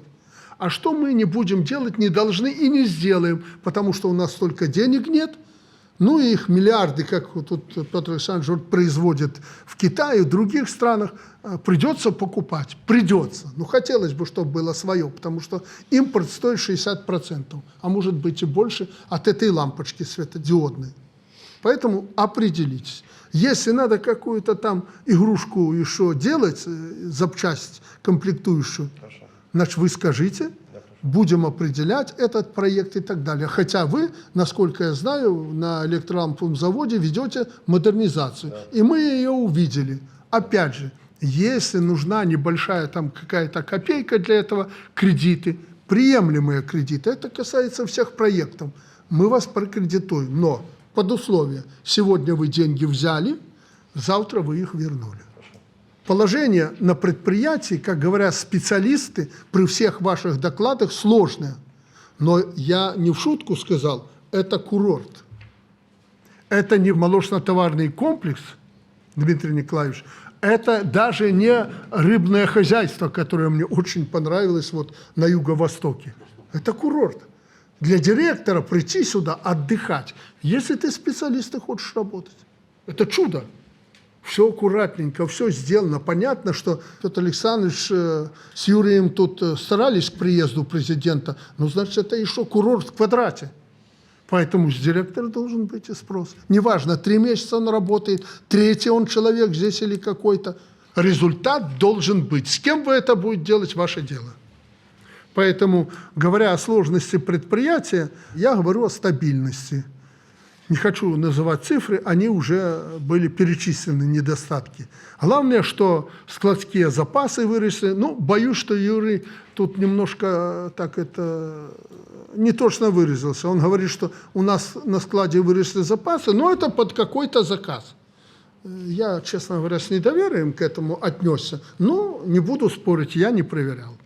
Посмотрим. 5 лет фактически мы сидели здесь, мало чем занимались, начали модернизацию. Надо сейчас ускоряться, коль потеряли время. Но окно возможностей есть. Поясняю. С учетом мировых тенденций развития зеленой экономики, все страны постепенно отказываются от этих ламп накаливания. И это не только потому, что какая-то там зеленая экономика. В Европе прямо молятся на нее, как на икону, а в Америке Трамп говорит, что все это чепуха. Не в этом дело. Светодиодные лампы показали себя более эффективными и более дешевыми. Но и запреты на лампы накаливания и прочее в мире существуют. Но это окно возможностей. В Беларуси, России почти 15 лет запрещен выпуск таких ламп свыше 100 ватт. А ведь это была основная продукция этого завода. И роста спроса там уже не будет, но еще существует. Поэтому правильно сказано было руководителем холдинга, мы это не бросаем, коль есть желающие купить эту лампочку, но постепенно старье это вытесняется новым оборудованием, новыми линиями, которые будут производить светодиодные лампы. Порядка 95% вашего экспорта идет в Россию. Ну, так вы меня информировали. Неважно куда, надо продавать тем, кто платит деньги. Сегодня-завтра, конечно, будут, как мы определили с вами, востребованы эти светодиоды.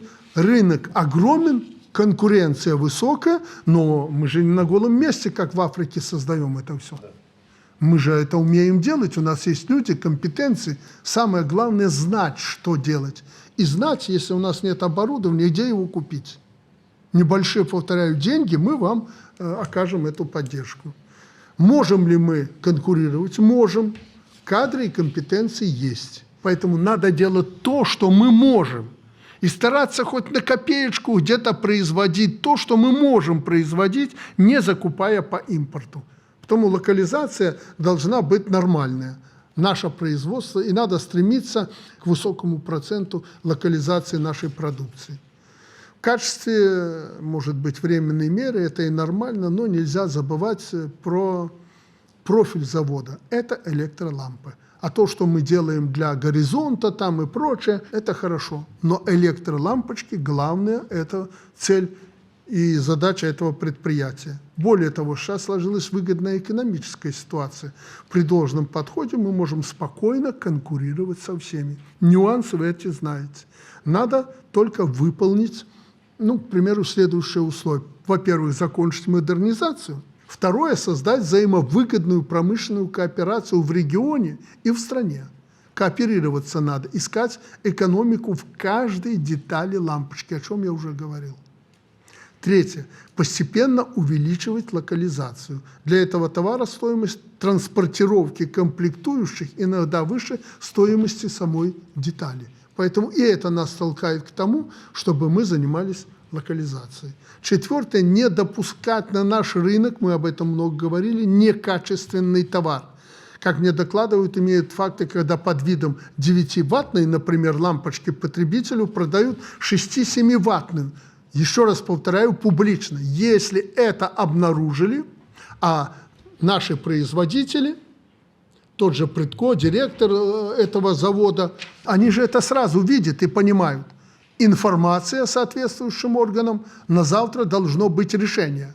Дмитрий Николаевич, это должно быть под серьезным контролем, потому что это выливается в более сложную проблему. Есть министр, к примеру, промышленности и вице-премьер Каранкевич, которому поручено что-то сделать, и они крутятся, вертятся с утра до вечера, сельского хозяйства. А есть некоторые министерства, ведомства, вы их хорошо знаете, в правительстве работали, да, и видите, которые там за спиной сидят и предписания пишут. Нам такие министры не нужны. Поэтому решения должны быть мгновенные, адекватные по отношению к любому поставщику. Неважно откуда. У нас есть порядок. Приходите, работайте на нашем рынке, но не создавайте нам нечестную конкуренцию. Мягко говоря, нарушая наши законы. И в этом плане госстандарт должен поработать принципиально. Вот основные контуры стратегии развития. Также сегодня определим перспективы развития холдинга, в котором, кстати, ситуация тоже не оптимальная. Показатели финансово-хозяйственной деятельности в текущем году снизились по итогам полугодия, объем производства на 5,6%, прибыль от реализации на 32%. Рентабельность с 4,6 до 3%. Поэтому до конца года требуется обновленная стратегия развития всех предприятий холдинга с конкретными задачами по экспорту и локализации. Если надо, подтягивайте отечественных смежников из промышленной отрасли. Еще раз обращаю внимание руководителей предприятия. Не дай бог, вот мы обнаружим эту круговую поруку. Чем хорош глава администрации, что он это понимает и видит, и мне мгновенно докладывает. Это уже плюс. Поэтому круговой поруки мы не допустим. У меня есть еще и органы, кроме Василия Николаевича, которые проконтролируют и скажут, что там плохо, что хорошо, как вы тут всякий мусор-металлолом вывозили до моего приезда и так далее. Но это хорошо, что перед приездом президента вы подметаете коридоры и цеха. Это неплохо. И вывозите с территории то, что не вывозили веками. Но это надо делать постоянно. Еще раз повторяю, мечтать можно было бы любому работать на таком предприятии. небольшое количество людей, понимаешь, что делать, каждый день идешь на работу с большим удовольствием, что завтра будет на 2 копейки лучше прибыльность, рентабельность и так далее, и будешь знать, куда продавать. Просто надо шевелиться. И как вы там написали, где-то вверху раздеваться и работать. Ну, можете не раздеваться, это же дело каждого. Но должен быть результат. И вы, наверное, почувствовали с моей стороны уже определенный жим, и я порой беру на себя функции губернатора, что быть не должно. Поэтому мы еще после уборки с губернаторами соберемся к концу года и очень серьезно поговорим, кто может работать и кто как должен жать. Иногда не надо выводить проблемы на уровень президента, чтобы содрогались соседи и думали, это война завтра, Лукашенко воевать собрался или еще что-то. Надо делать тихо и спокойно на месте. И не начинать, а продолжать надо кадровую политику нормальную. Работаешь, работаешь. Уволился, получи характеристику с места работы. Согласие нанимателя, езжай к другому нанимателю, который тебя без рекомендации этого директора не примет. Ну, все просто. Кто-то там крепостным правом назвал. Это дело вкуса. Поэтому дисциплина и еще раз дисциплина. И не слушайте вы тех, кто там из-за границы вякает, что ну вось она снова про эту дисциплину. Ну так если это важнейший вопрос. И 1000 раз буду об этом говорить. Друзья мои, надо действовать. Нужен результат.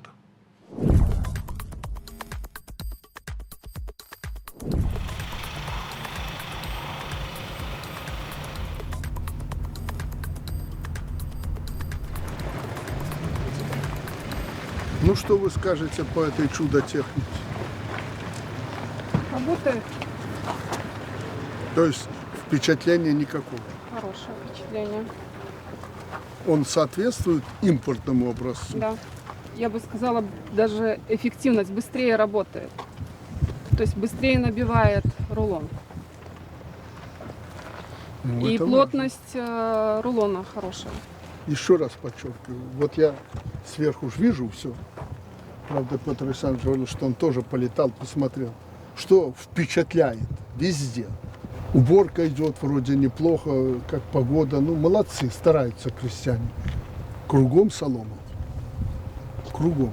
Кое-где там, если в общем целиком брать площади, кое-где у нас свернули эту солому в рулон. Мы не успеваем порой убрать солому. В Брестской области это не характерно. У нас есть еще там по северней, по восточней беда. Надо срочно освободить площади для того, чтобы перепахать. Рапс, во-первых, надо уже завтра сеять будет. Надо быстро освободить. Мы не успеваем. Здесь узкое место, вот это горе, это мне даже иногда как президенту стыдно говорить о пресс-подборщике, потому что такие продвинутые, как Машинский, думают, президенту нечем заниматься, как этими пресс-подборщиками. А это узкое место в сельском хозяйстве. Их еще там несколько таких узких мест. Министр обнаружит, Шулейко скажут потом. Но это узкое место. Зерновые убрали, надо мгновенно все свернуть и свести. Даже если людей не хватит работать, хотя тут, ну какие, техника должна быть. Еще надо погрузчики, надо платформы. Для того, чтобы свести, ну хотя бы в рядок выложить на краю, ну вот так вот, на краю поля и быстро перепахать эту почву. Поэтому я ввязался в это, видя в прошлом году, что дальше это уже нетерпимо. В Минской области на поле мы были и договорились. Вот Михалыч у нас каждый вечер докладывает по этим. Уже, наверное, телефон хочет куда-нибудь выбросить, чтобы с собой не носить. Но это надо. И если сделали, и ты одобришь это, скажешь «да», и он тоже, вы же покупатели, ну хорошо. Конечно, Александр Михайлович далеко от этих проблем. Ему что? Ему деньги считать надо, это правильно. Но, наверное, все-таки пресс знаешь, хороший или плохой. И правду скажешь когда-нибудь, шепнешь вот на ухо. Нам нужна машина такая, как импортная. Больше не требуют. Это аналог лучшего европейского пресса. Об этом речь. Да, и они максимально, хочу сказать честно, что они очень близко подошли, что его год доработки, там массовые испытания, и следующий год постановка на конвейер. Это машина, которая сэкономит минимум, если мы будем планово ставить на производство. Сделают производство, мы выкупим. Так вот, мы за год, за два, 1500 трактористов дополнительных, которые работают на этих маленьких бобруйских, да, отправим на комбайн или 35-й трактор пахать. Ну вот, это философия хорошая. Но только должен быть качественный пресс. Конечно. Потому что если не качественный, ты знаешь, я тебе говорил уже, не надо некачественное делать. Пускай будет дороже, но должно быть качественным. Должно быть на уровне импортных образцов.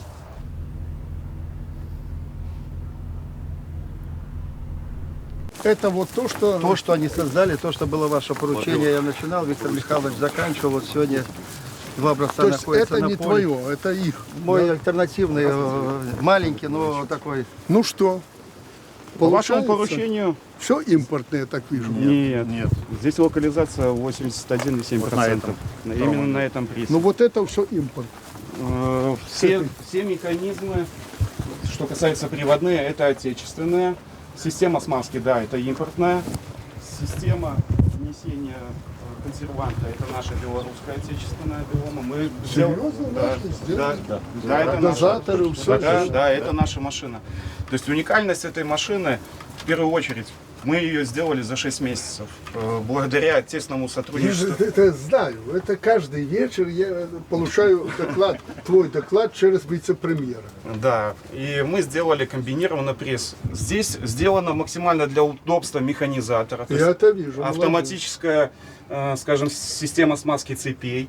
Оператору удобно подойти в одну точку, смазать шарниры все. Я знаю, что такое удобно смазать. Я уже вижу. Молодец. Мы на этом прессе достигли максимальную плотность прессования 622 кг на метр кубический. Именно на заготовке сенажа. И превзошли наших конкурентов, производителей Крона, то есть это немецкий производитель. Ну, Крон, допустим, работает уже 10-й год, а ты только первый, поэтому ты выдержал конкуренцию с ним. А когда 10 лет отработаешь, он под забор ставит. Ну, совершенствовать постоянно. Совершенствовать. По качеству сейчас выдерживаем. Да, есть некоторые, скажем, в процессе отладки были выходы из строя. А что выходило? В основном система управления, то есть где-то это переналадка, наладка, ничего такого критического, серьезного не было. Прописывание программы под работу, это вот как мы работаем Ну, с а роботом. сейчас? Сейчас мы покажем, Да. машина в работе. Нет проблем. Нету проблем. Ну, то, что ты покажешь, как он работает, так это ты можешь показать. Что тут говорить? Подготовил, поставил, смазал, пошел.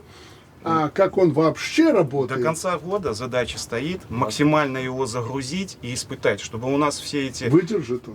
Мы хотим, чтобы он выдержал, потому что мы приложили все усилия для того, чтобы создать первый отечественный комбинированный пресс. Здесь вот солома, заготовленная именно нашим прессом, то есть равномерное прессование достигается на всем уровне.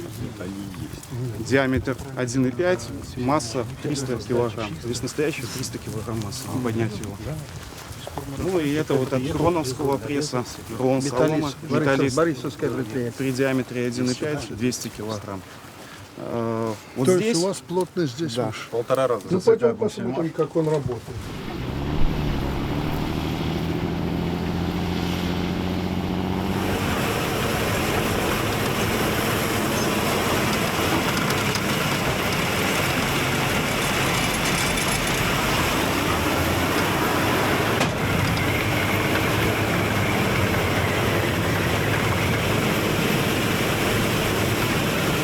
Ну, прессы эти хорошие, подбирают хорошо, но цена и качество. Вот и тут еще добавляется локализация.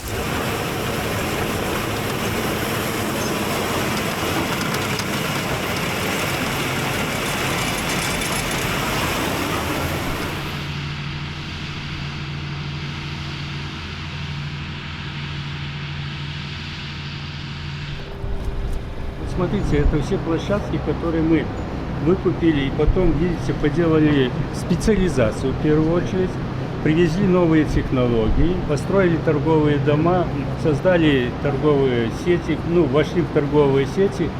И самое главное, что мы сделали специализацию и новые технологии. На основе этих технологий мы сегодня научились зарабатывать деньги, с чем мы делимся и сельским хозяйством. У нас очень хорошая работа идет с Брестским облсполкомом, синергия получилась. Понимаете, у нас когда-то было 40% убыточных колхозов. Мы сделали по методу светофора. Зеленый, желтый, красный. Значит, зеленые это те, которые могут выжить сами. Желтые это могут и туда стать, и туда стать. Красные, ну мы потом решили с Александром Михайловичем, за красный возьмем совет, главное не упустить желтый. Мы их подтянули, перешли в зеленые, а сейчас мы уже и красные практически у нас нету. В красной зоне плохих колхозов. Понятно. Я вижу, вы сидите все в Бресте. Ворши, ты все сделал то, что планировал тогда? Нет, сейчас мы делаем второй этап реконструкции, увеличиваем... То есть еще не закончено? Да, сейчас 24 линии сыра на 60 тонн, увеличиваем мощность на 60 тонн, и 400 тонн будем 1000 тонн. Понятно, но сырье опять ты берешь... Будем работать с хозяйством. Ворши, да. Если не хватает, будем завозить со стороны. Сергеевич, к нам просится сегодня в компанию поставлять не только Брестскую область, просится, по сути дела, все области. Ну так и надо брать, да, мы с ними работаем. Если эта эффективность выше, надо брать. Они получают. Виктор Николаевич, ты имею в виду, чтобы губернаторы не мешали там, пусть они на стол положат разумное предложение, чтобы было выгодно государству, крестьянам и им. Поэтому посмотри, чтобы не было. Пускай подтягиваются бабушкины кринки там и другие. Надо, чтобы они подтягивались до этого уровня, они будут иметь такие же. Молочные горки по темпам обгоняют. Обгоняют? Ну хорошо, радоваться надо. В Полоцке ты только приступил. То есть покажем, если можно, покажем как раз даже с фотографиями работы. Но имею в виду, ноги должны быть. Я губернатор в это пользую. Ноги это сырье. Сам Григорьевич, ставим себе такую задачу. Обид здесь никаких быть не должно. Абсолютно Я же никаких. государственный Нет. человек. Мы тоже государственный. Можно сравнить с самолетом, да? Когда объявляют, что делать, говорят сначала маску взрослому, потом ребенку. Мы сейчас приводим в порядок предприятие, чтобы появилась тяга. А когда появится тяга, можно спокойно заниматься. Мы уже занимаемся, уже изучаем. Делайте, как вы считаете нужным, только чтобы эта тяга не длинная была. Мы уже в первом квартале рассчитываем... Даже, может, к концу года первой продукции. Я протягивал. Сразу мы туда переносим. Да. Естественно. Мы сегодня уже занимаемся. Мы просто сейчас делаем... Да, сегодня надо навести порядок, заставить работать, чтобы ты увидел, с кем работать. Сегодня у нас не хватает цельномолочной продукции. Мы взялись и реконструировали Барановичи, где тоже молочные продукты будем делать, напитки все, которые совершенно новые напитки для Республики Беларусь. Здесь завезли сюда новые технологии творожных сыров. Сначала 30 тонн, 60, сегодня 90, четвертую линию берем. Это куда можно утилизировать сливки, которые сегодня маслом не продается. Вот мы делаем практически сегодня 80 тонн каждый день творожного сыра. В принципе, у нас сегодня стоит 13 линий нарезки сыра Руссо и 5 линий нарезки слайсера. Мы сегодня 280 тонн сыра производим на наших 4 площадках в день. Из них 210 тонн сыра мы делаем нарезного. И он весь уходит. Мы занимаем сегодня и в Казахстане, и в России первые места по продаже сырой именно по солоду. Значит, сюда заходит транспорт, Да. привозят молоко. Да. Выгрузка идет отсюда, да? Отсюда, да. Возишь за сколько максимум километров? Возим и за 150, и за 200. У нас внутренняя перевозка, если надо, мы возим даже с Орши сюда и отсюда в Орши. Александр Григорьевич, начальник цеха Игнажу, приемно-аппаратного. Все на одной площадке в одном уровне, да? Да, ну мы здесь молоко, переработка идет молока на сыры. Все молоко, только оно, да? Видите, в труб сколько, оно только делится по потокам, что идет на сыры, что идет на сливочные сыры, что отсюда идет на сыры. уже выходит молоко, сыры там и Другие цеха. Во все цеха здесь проходит пастеризация, очистка молока, идет во все цеха. Каждая установка закреплена за каждым цехом. Пастеризуется, идет танки, практически сутки выдерживаются перед отправлением на сыр, остальное направляется сразу. Здесь выдерживают? Нет, у нас емкости на улице стоят и все. Вот это вот сыр выходит И 45 дней созревает и идет на продажу. 140 тонн в сутки. Вот это мы хотим вам показать зрелый сырье.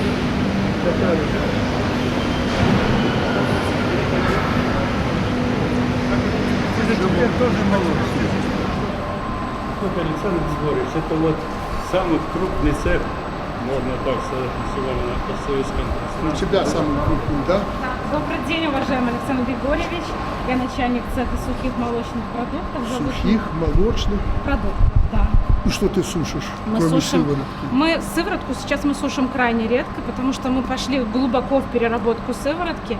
Мы из молочной подсырной сыворотки вырабатываем КСБ, то есть концентрат сывороточных белков. И это из сыворотки? Да, из молочной. Скажи, а что у тебя является отходом, который не надо? Отходы, у нас нет отходов. То есть все Вообще абсолютно все, даже вода, которая на установке нанофильтрации, мы пропускаем молочную сыворотку, где идет ее частичная деминерализация, то есть удаляется часть солей и удаляется часть воды, и эту воду мы дальше перерабатываем тоже на мембранных установках, и эту воду используем для мойки своего оборудования. Я думал, Машинский нас поет этой водой, ну слава богу, что для мойки. Оказывается, воду она использует, чтобы помыть оборудование. Я думаю, ты это продаешь нам. Но вообще ее можно пить. Да? Ну, молоко стоит. Ну, это же вода с молоком. Здесь представлена наша продукция, это наш концентрат сывороточных белков и пермян. Если посмотреть в сухом виде, то вот так он выглядит. Это наш белок. Концентрат Сывороточных белков, да. Это что, вот для чего? Это в основном наша вся сухая продукция используется в пищевой кондитерской промышленности. Из нашей продукции вырабатывают конфеты, глазурь. Пищевая промышленность это там хлебопекарные изделия. То есть жира здесь нет? Нет. Нет, белок. Сыворотка, она подсырная, она в принципе уже обезжиренная приходит из сыра. То есть это исходный продукт сыворотки? Да. Шулейка, не дай бог, ты не делаешь максимум по цене из сыворотки чего-то. Упаси тебя Господь. Мы максимально используем сегодня. Хорошо, это мы проверим. Это глубочайшая переработка, да? Это не полностью. Как я говорю, в кофе можно добавлять, да? И это. Нет. Что нет? Ну не совсем, это не совсем не пойдет? как коктейль. Это коктейль, вот это спортсмены, которые Мы напитки добавляем, это Александр можно. Григорьевич, напитки. Мы сегодня практически 140-150 тонн в день напитков льем. Ну это лактоза, да? Это лактоза. Вот мы ее хотим. Это пермиат, это отходы. Ну как, на две фракции делятся. Белки туда, а сюда сахар практически. Вот мы хотим сыворотки. Его, да, сыворотки. Мы хотим его сделать. Тут нет только жира. Да, мы хотим сделать чистую лактозу. Очистить ее дальше и получить чистую лактозу. Ну, молодцы, аккуратно сделали. Сколько уже лет это? С 19-го года мы начали. Молодцы, аккуратненько все сделано. Брестские, наверное, участники. Своя бригада, 350 350 своих строителей. Сами делают. Вот они сейчас, Все для себя. они сейчас все в Он у тебя позабирал самых лучших строителей. У нас на каждом заводе просто есть своя строительная бригада. Потом мы их Это собираем правильно. под задачу. И вот сейчас они в Полоцке. Своя проектная организация, строим с листа. Это правильно, это правильно. Давайте зайдем в дегустацию. Твои сырки я с удовольствием иногда употребляю. У нас 4 площадки. Вот мой любимый сыр. 280 тонн сыра в сутки. Девчата, спасибо. Я вашу продукцию дома употребляю. У меня сомнения, почему только у меня дома Савушкин продукт. Вот буду разбираться с управляющими делами. Вот это вот новинки начали делать. Это что? Это сыр творожный с лососем и с креветкой. Не открывай, Это наша не открывай. новинка. Можете попробовать. Я проще ем что-то. Есть и свежее, и это есть у меня дома. Это Теос Про, молочные напитки кисломолочные с обогащением белка, большим обогащением белка. Это то, что ты делаешь. А что Это ты не тренд ничего не- молодежи. С удовольствием. Или ты не употребляешь? Я кефир и все, город. Как все пожирнее. Нет, Шевич, это тот же белок. Мужики, ну что я вас угощать буду? Идите, это же не мое. Это напиток молодого поколения. Да? Это завод целый бараночек, который абсолютно новым вот эту тему. 150 тонн в сутки развиваем Татьяну.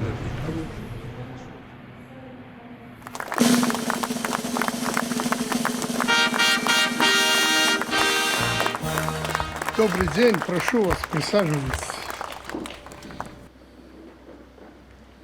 Сегодняшняя церемония вручения государственных наград, ее можно назвать уникальной и по-настоящему народной.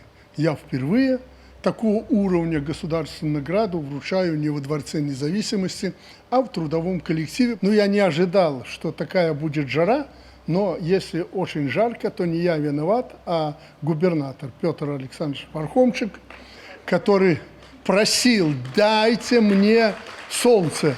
Ну на тебе солнце, вот я 2 дня в Брестской области, жарко, сейчас уже просит, чтобы прохладнее было.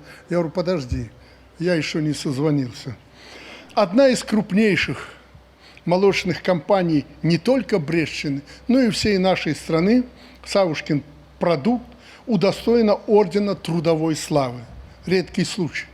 А 4 ее лучших сотрудников медали за трудовые заслуги.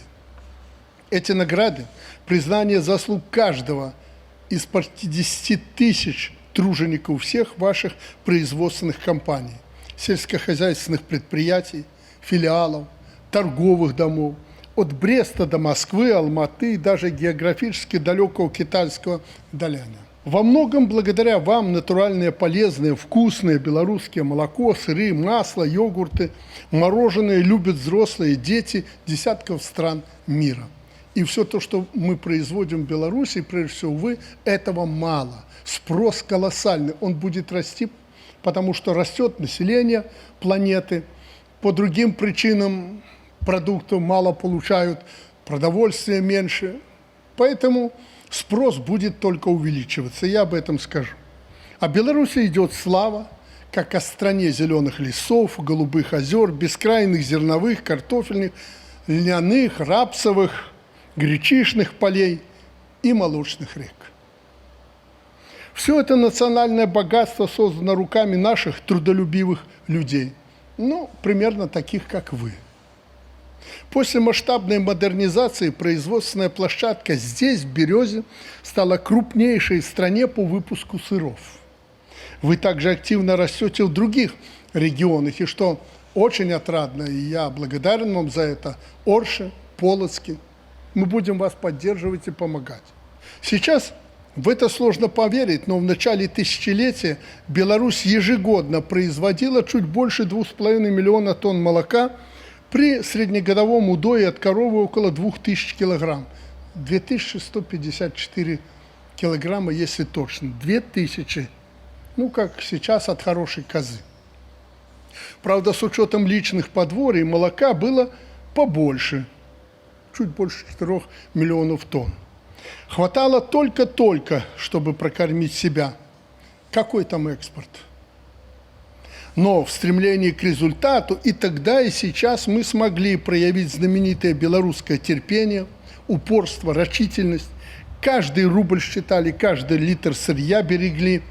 Ну и то, что мы сегодня имеем, все получилось, это заслуга опять же ваша. Уже через год, в 2004 году, преодолели рубеж в 5 миллионов тонн молока. Тогда чуть больше 4 было. В 2023 8 миллионов тонн, а в 2025 9 миллионов тонн производства. То есть производим сейчас практически тонну на каждого жителя нашей страны. Такое было бы невозможно без повышения продуктивности. В 2006 году надоели 4000 килограммов от коровы. В 2025-м 6500. Думаю, в этом будет еще больше. Брестщина должна выйти, Петр Александрович мне так говорит, 8,5, 9, ну я скажу, от 8,5 до 9 тысяч килограмм на корову. Сегодня в стране 2700, даже чуть больше, молочно-товарных комплексов. Это не те фермы, которые были в советские времена. Это комплексы. Но процент высокотехнологичных у нас комплексу вырос до 63%. И там производится уже почти 85% молока. Всего белорусского молока. Количество переходит в качество, и мы на этом останавливаться не должны. Наши люди и наш экспорт должен быть высокотехнологичным, качественным, ну и, естественно, эффективным.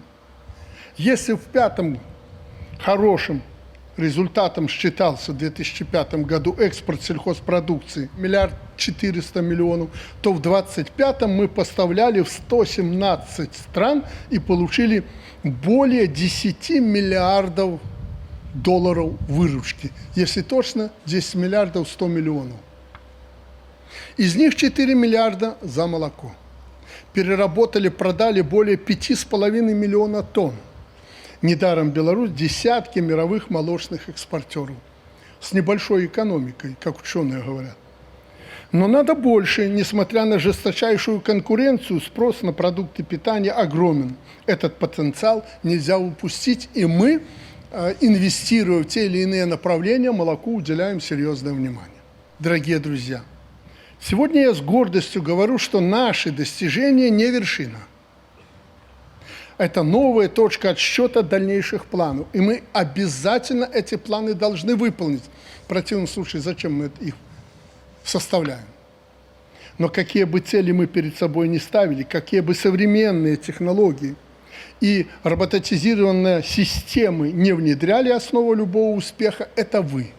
Опять вы, человек труда. Свой вклад вносят семьи, которые поддерживают своих тружеников, воспитывают детишек так, что они мечтают продолжить трудовую династию. Мне приятно было слышать, когда руководитель вашего предприятия говорит, а к нам, говорит, и в доярки идут люди. Прекрасно. Тогда роботы не нужны, которые мы делаем для доения коров. Нам очень важно сохранить и приумножить эти колоссальные ценности. Любовь к родной земле, уважение к нелегкой крестьянской работе. И, конечно же, самое главное для нас сегодня – мирное небо над головой, потому что, к сожалению, у наших родных людей, у одних и у других, не то что уже за забором, а у нашего порога идет война. Нам надо всячески этого избежать. Сохраним это мирное небо, будем не только жить, но и процветать. Убежден, что у предприятия впереди еще немало достижений. Значит, вместе с ним будет крепнуть и Брестская область, и вся наша Беларусь. Не зря же вы первый регион. Ну, это губернатор ваш так говорит, первый регион. Вижу, и вы тоже с этим согласны. Положение обязывает быть примером для других. Я специально сюда направлял промышленника. Хоть и тут главный аграрный сектор, но промышленника. Вижу, отдача есть. Его все равно тянет в пресс-подборщики, в какие-то машины по внесению доломитовой муки и известкованию почв. И он полюбил сельское хозяйство. Я на это рассчитывал. Дай Бог не перехвалить. Уважаемые друзья, откровенно говоря, за рамками официоза, который я высказал, вы просто молодцы. Я вам очень благодарен.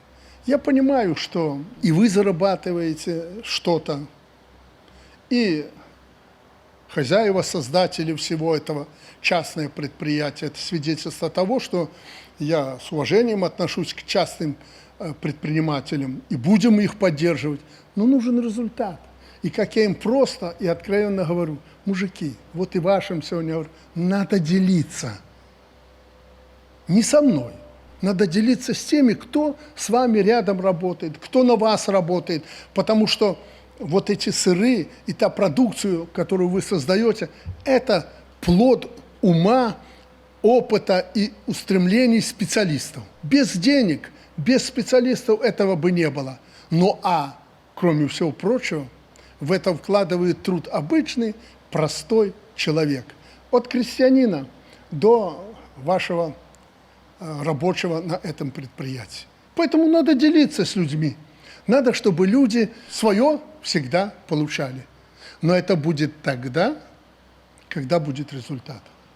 Не будет результата, никто вам из кармана деньги не даст.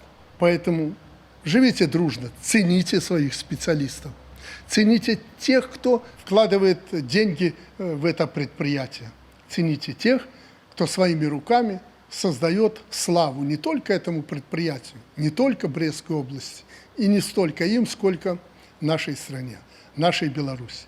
Поэтому редкий орден, новый орден – это ваша заслуга. Все, что я должен для вас сделать, я буду делать. И поверьте, за мной не заржавеет. Делайте добро, и тогда вы найдете всегда со стороны наших властей всяческую помощь и поддержку, по крайней мере, с моей стороны. Счастья, успехов вам, и позвольте мне выполнить эту почетную миссию. Узнагародить орденом працоўнай славы открытое акционерное товариство «Савушкин продукт». Орден вручается генеральному директору Савчицу Александру Васильевичу.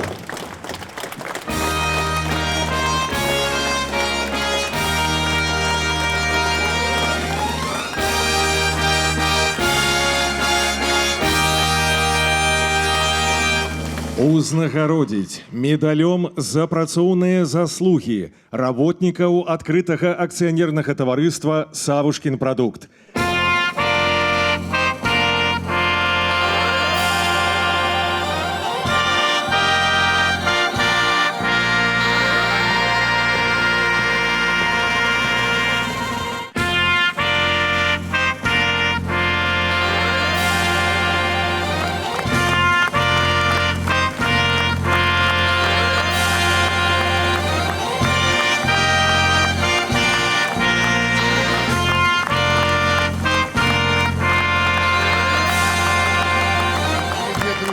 Давайте все вместе поздравим наших сегодня заслуженных людей, юбиляров. Но вы должны понимать, что это символично.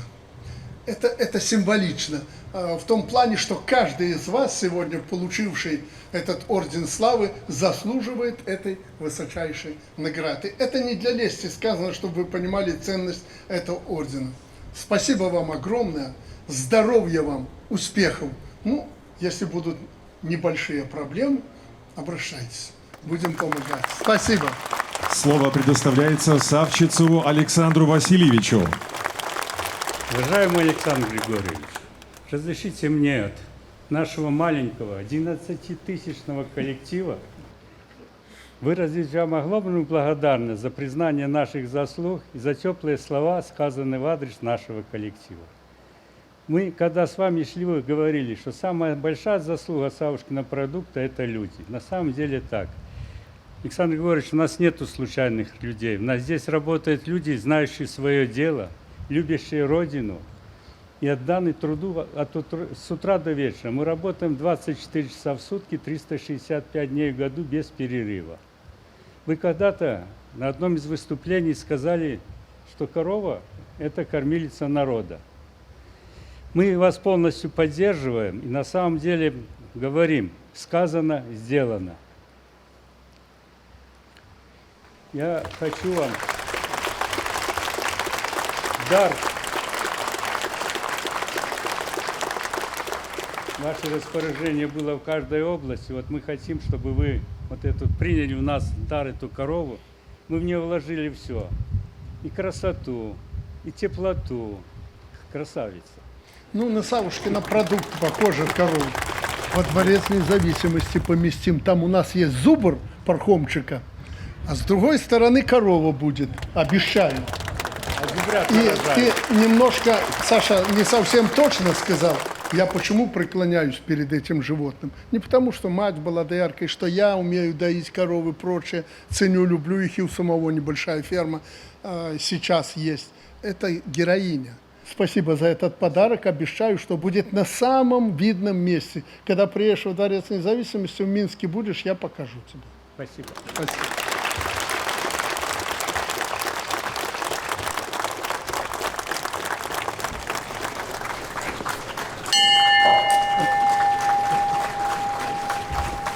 Во Дворец Независимости место подобрать.